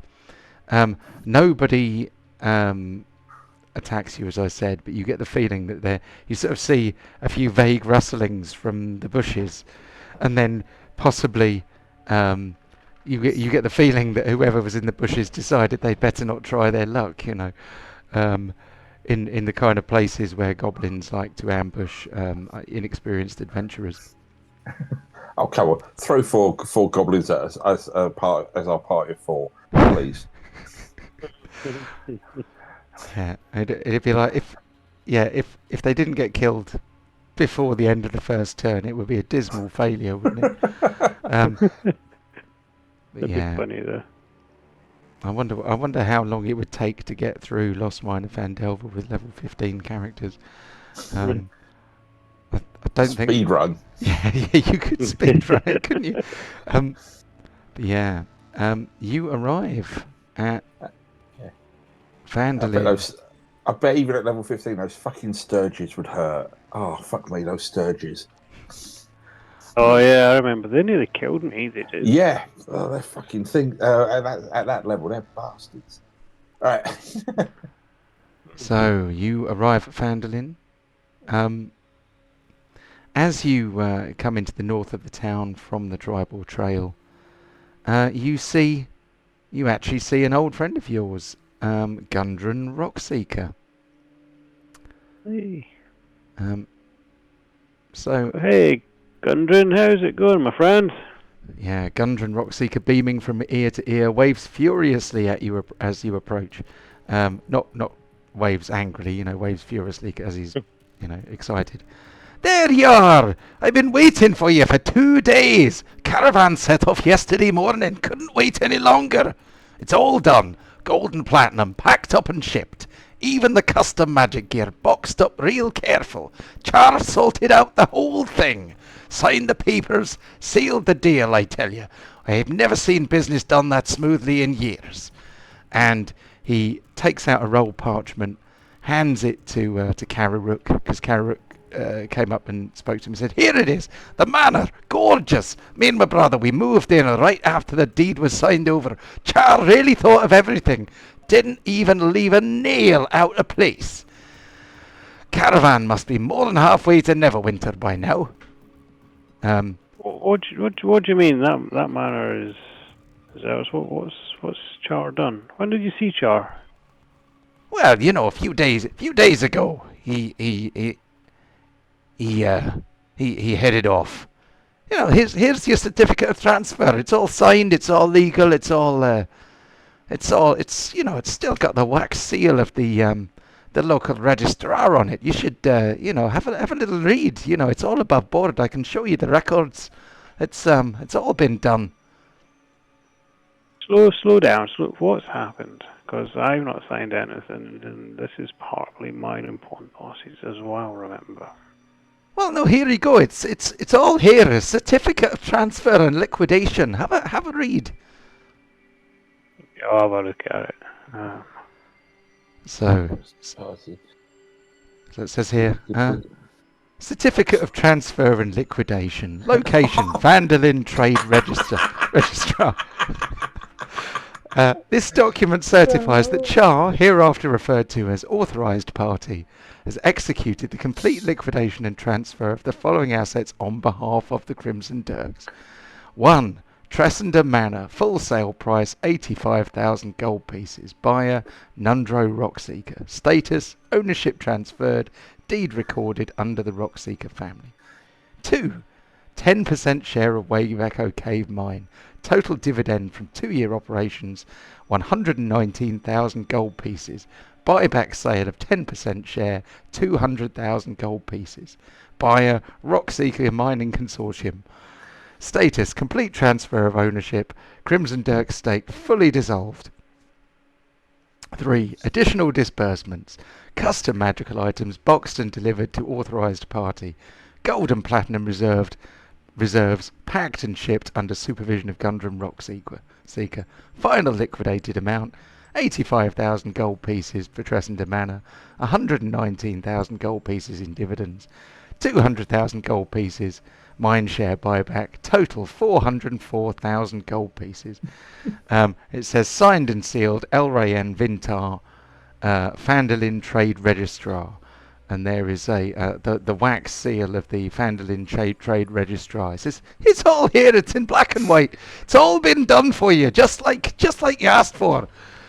It's I think you've got mistaken. I've not signed up for any of this, and neither's Pontos. I think you've been done, my friend. No. It's all fine. It's all fine. Char came and did. Char came and he said we've got to move out. We've got to take everything that we've made here. Thank you very much, Gundren. Sort this all out for us, and then he kind of did the paperwork, and it was all done and dusted. Yeah, it's all legal. All. I say, my friend, slow down. This is nothing to do with me or Pontos. Our names are not on this sheet. We haven't agreed to anything. I think. Well, what can I say? It's all been liquidated. It's all gone. It's all. Unfortunately, not. My name's not on it, and neither's Pontos. Yes, this is not a legally binding contract. No, it's entirely legally binding. I think you'll find. I think you'll find it's not. My name's not on it, and neither is Pontos. And actually, I hate to say this, but if we have been diddled, there's going to be some deaths around here. Well, I mean, that's not very friendly. It's a member of your party came and acted on behalf of the adventuring party, and liquidated all the assets for the great works you've all got planned. It's amazing. I'm so proud to hear of all the things that you're working on up in Neverwinter and around this wonderful world of ours. Your fame spreads. Fucking hell. Your fame is wide. It's amazing the things you've done, and you're going to carry on the good work, and we help to give you a start out in the world. With your first adventurers, you cut your teeth. Yes. Gundren, calm down. As said, me and Pontos haven't signed anything. This is not legally binding. And if it is... Yeah, but I mean, Char was the one who signed the paperwork originally. He's fully allowed to be the certified signee of anything to do with the Wave Echo Cave. That's how you wanted it, isn't it? He did all the paperwork. I think not. No, that's definitely not the case, and I think well, no, I mean, was mine. Well, it's the only signatory we've had for any of the paperwork is Char. It's Do you mind if I have a look at this paperwork at all, please? I'll hand it over. Yeah, of course. And I Earl starts to just read through it all. Goes, so was this was the individual that used to be with you? You told me about before.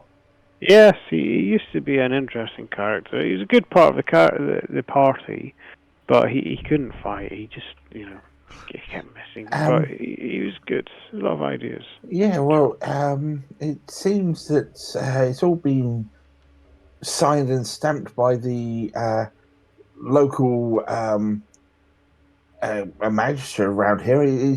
Charles seems to have been the representative of the Crimson Dirks. So as long as he was a representative, this all seems to be all processed and correct, unfortunately. Well, that's the thing. He wasn't representing us. Yeah, I think we have to go and find this local registrar. Because I think there's some dodginess afoot, and if I've been swindled, I don't quite like that. So there may be some getting to be done. Mr. Rockseeker, while Carrick here is making sure about the legality of this, is it possible I could have a look at this fabled forged that you found in your mine? Aye, that's yes, I'll certainly show you. But right now, I think perhaps we need to get to the bottom of this. But I mean, Char wasn't alone. He had a couple of companions with him. One was a beautiful wood elf with long blonde hair and violet eyes.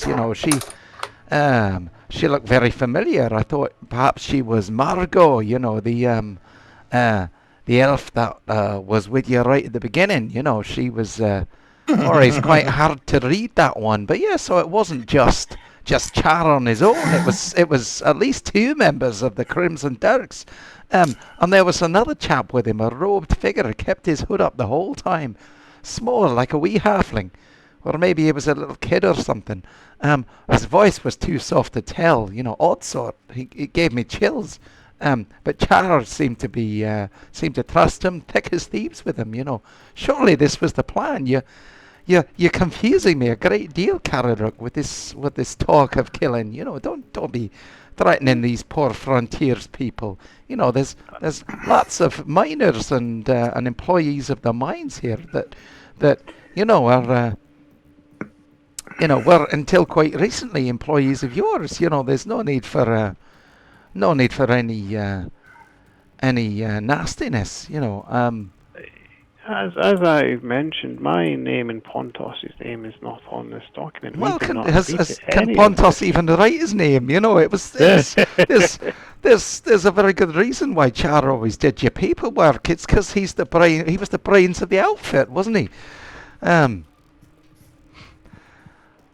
You don't go around swindling a rogue, I'm afraid. Well, I didn't swindle anyone. A member of your party, two members of your party turned up and said you wanted to to cash out, so to speak. And it's we waited 2 days for you before the caravan set off, but they had to go yesterday morning. They couldn't wait any longer. And then I saw you arriving. It's like the timing. They were just a few minutes, just a few hours earlier, and they might even have met the caravan on the road. But something a bit weird seems to be happening though. So I happened to be over this side of the town because I wanted to find out what was going on the town green. What's happening on the town green? Well, let's go and have a look. I'm going to kill Char and everyone involved in this. My roguishness is coming into this now. Your roguishness or your barbarianness.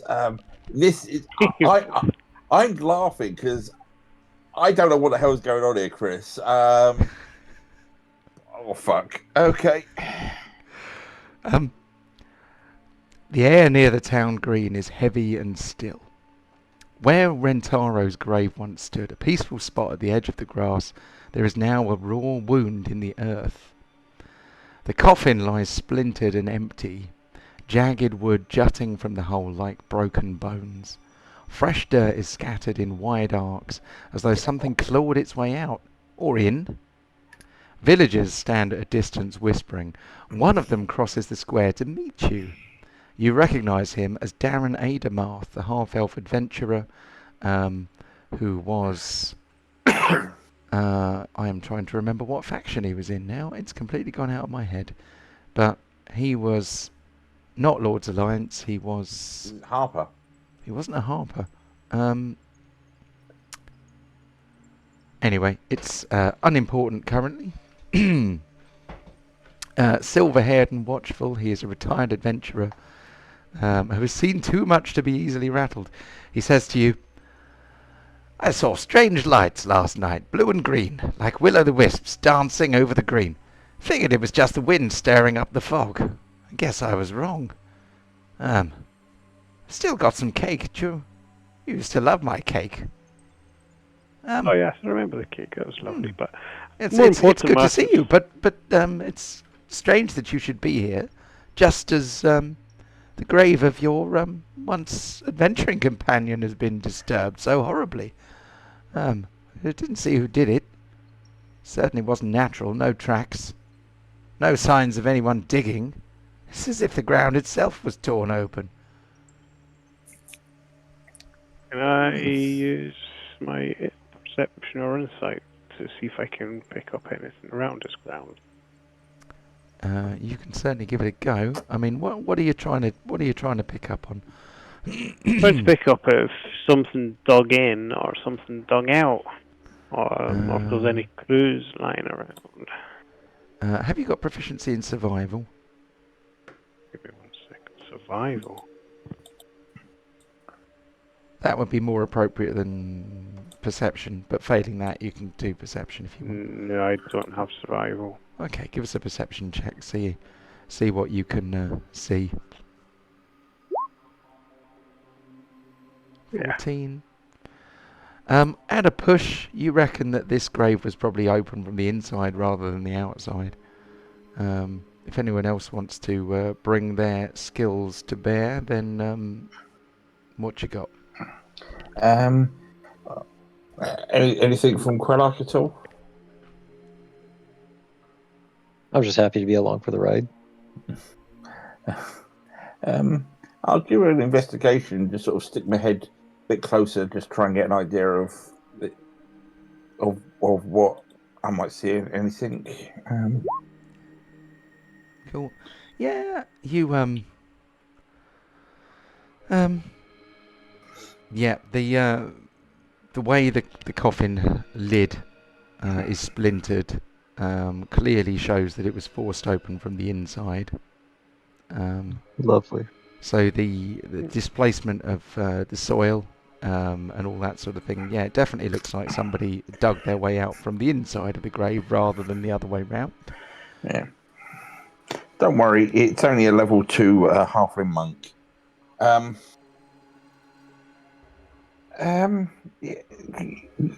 whoever was in here seemed to be the one that didn't want to be in there anymore. That's interesting. So I'm sure it was a rather large ogre at the time that put him in there, I think. If I remember correctly. Yes, it certainly well- was. He was. He certainly took a hell of a bash to the skull. He wasn't very pleasant to look upon when we laid him to rest, was he? That's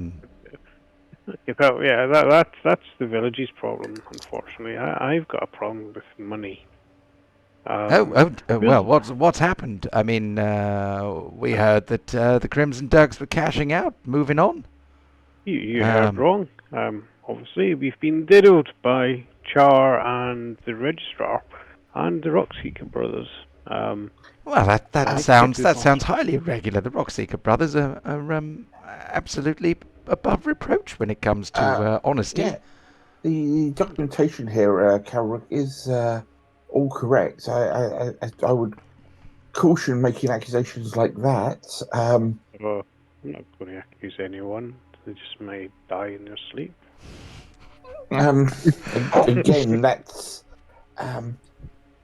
I think if we've had a long day's travel. If we rest up, we can speak to the magistrate tomorrow, and then maybe just get confirmation of what's happened, and then if possible, then we head back and maybe find your friend. I think he might not be my friend anymore, but I think those wagons that we passed are laden with my gold and platinum. I think we need to go and stop that, to be fair.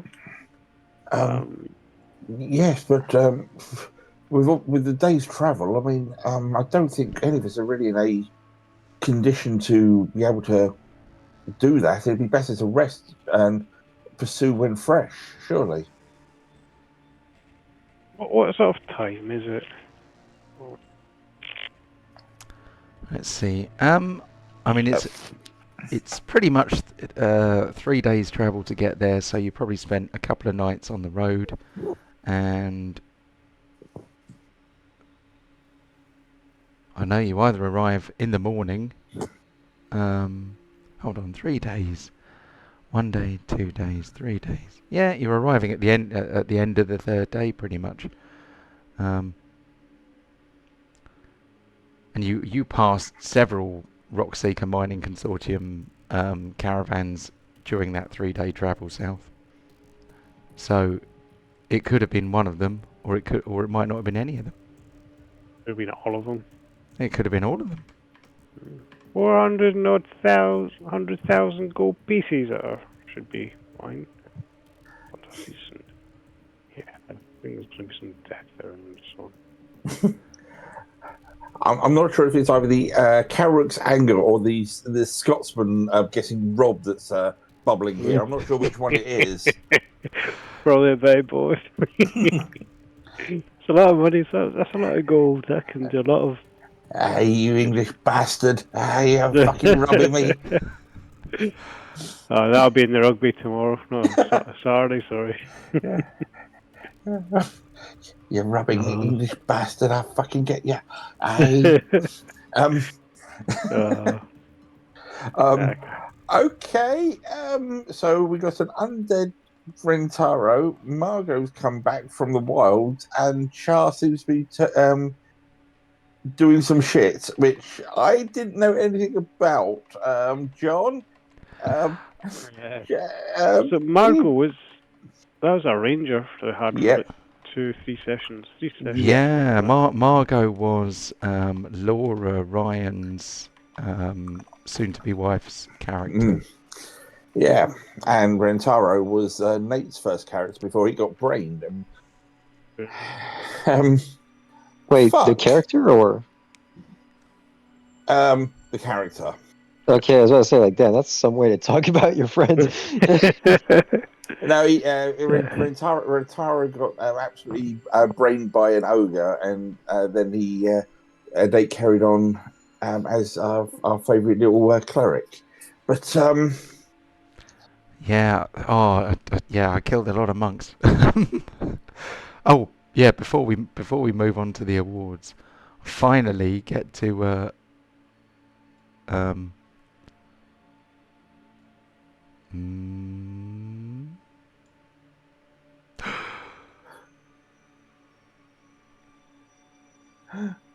We got an open grave now.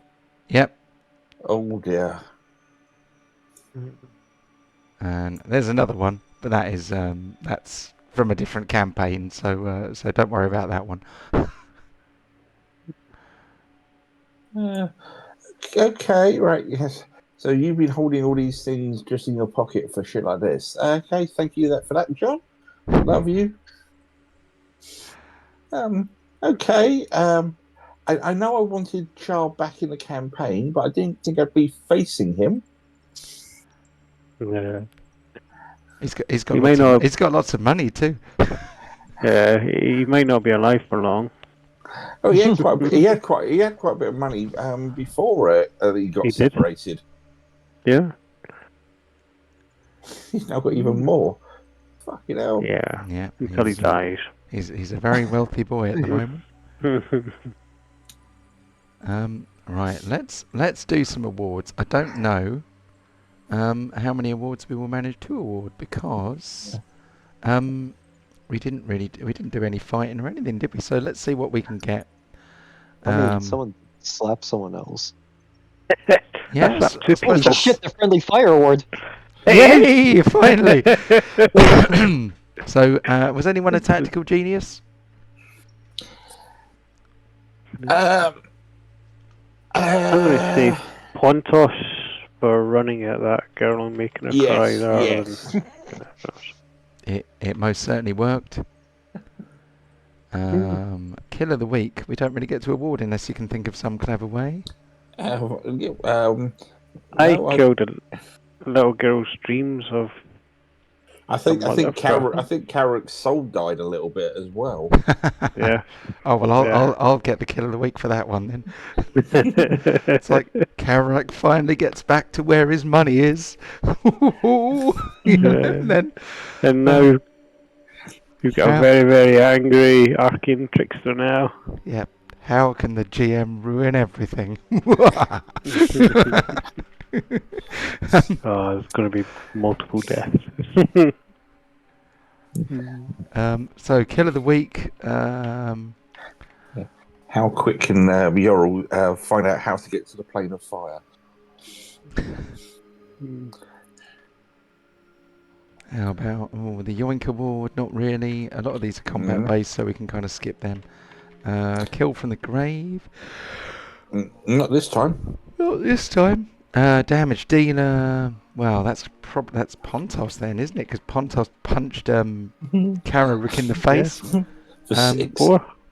Yeah. 6 was it? Yeah. Literally hit him for 6.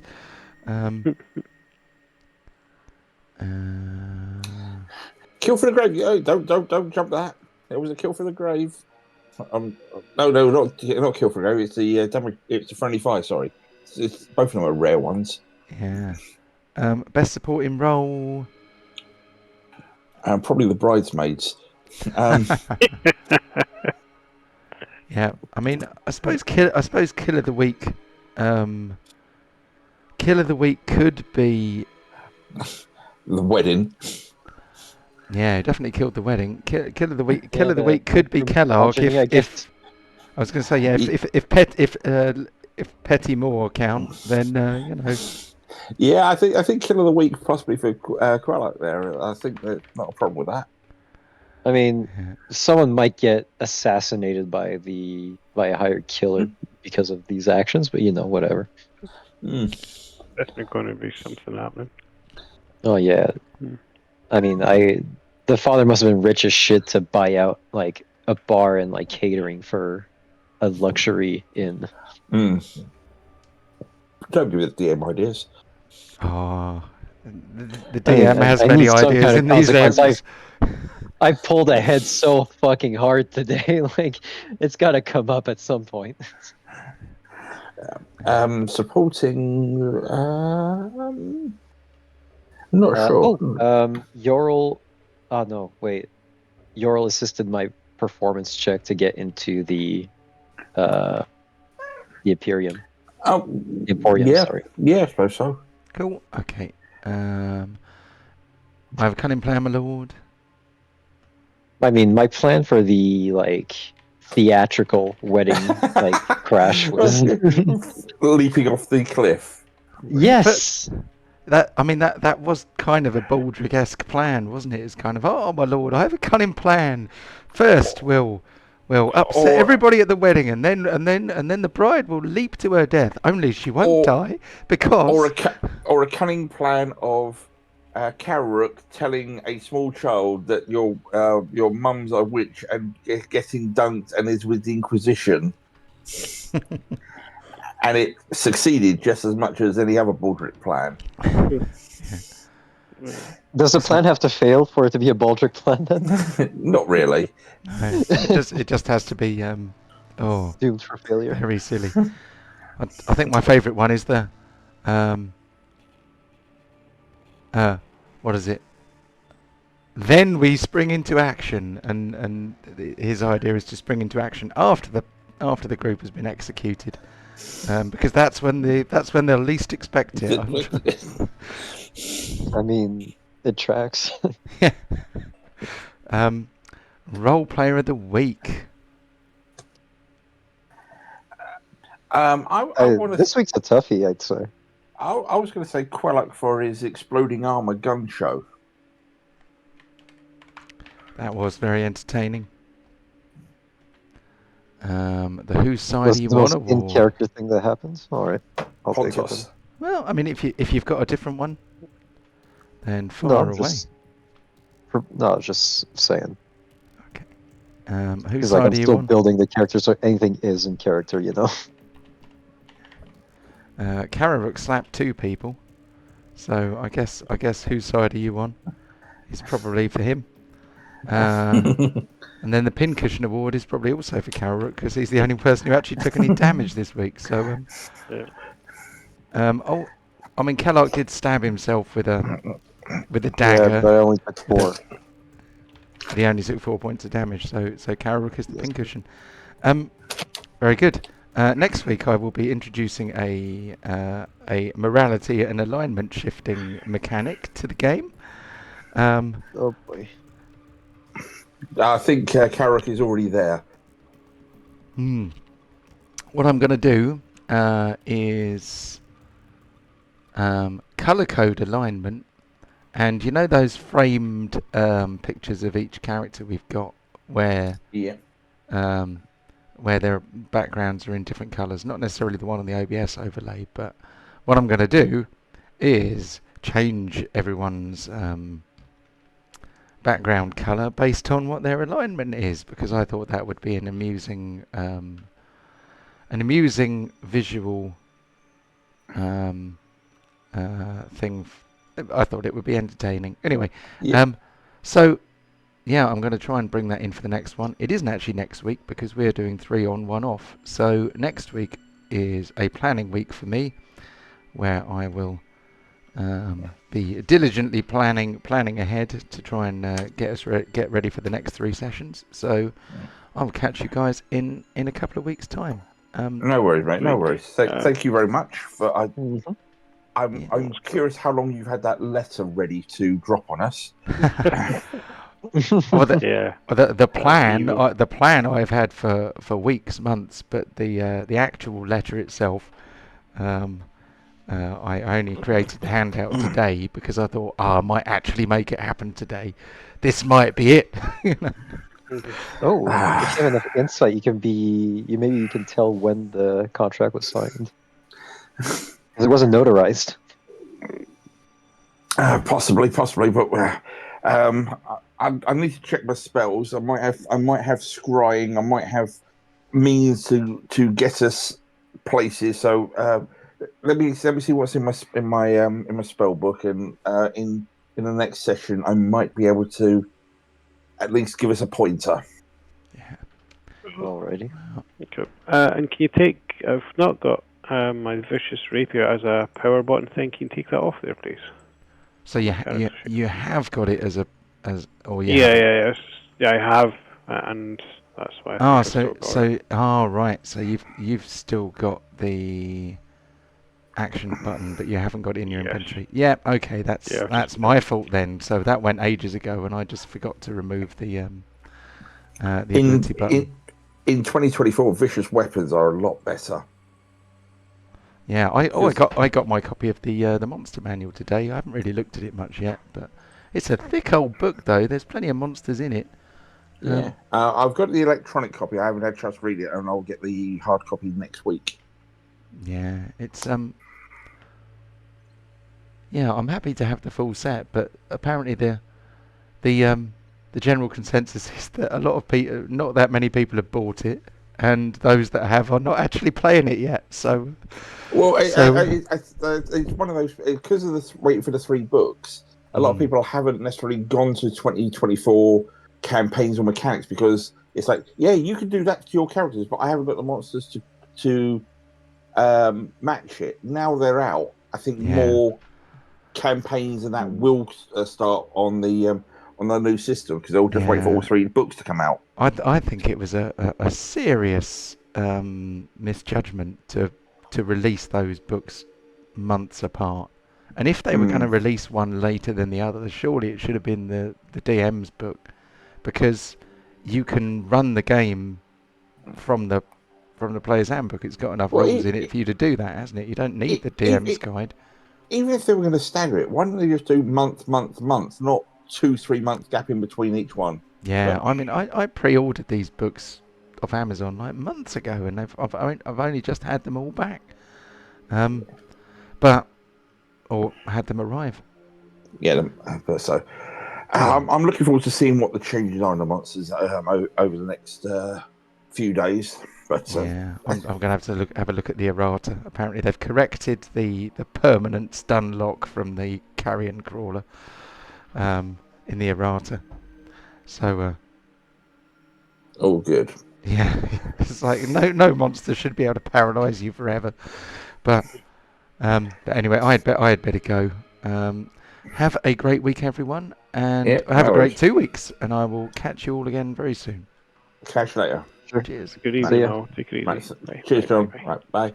That was good. Thank Bye. you. Bye. Bye. Bye. Bye.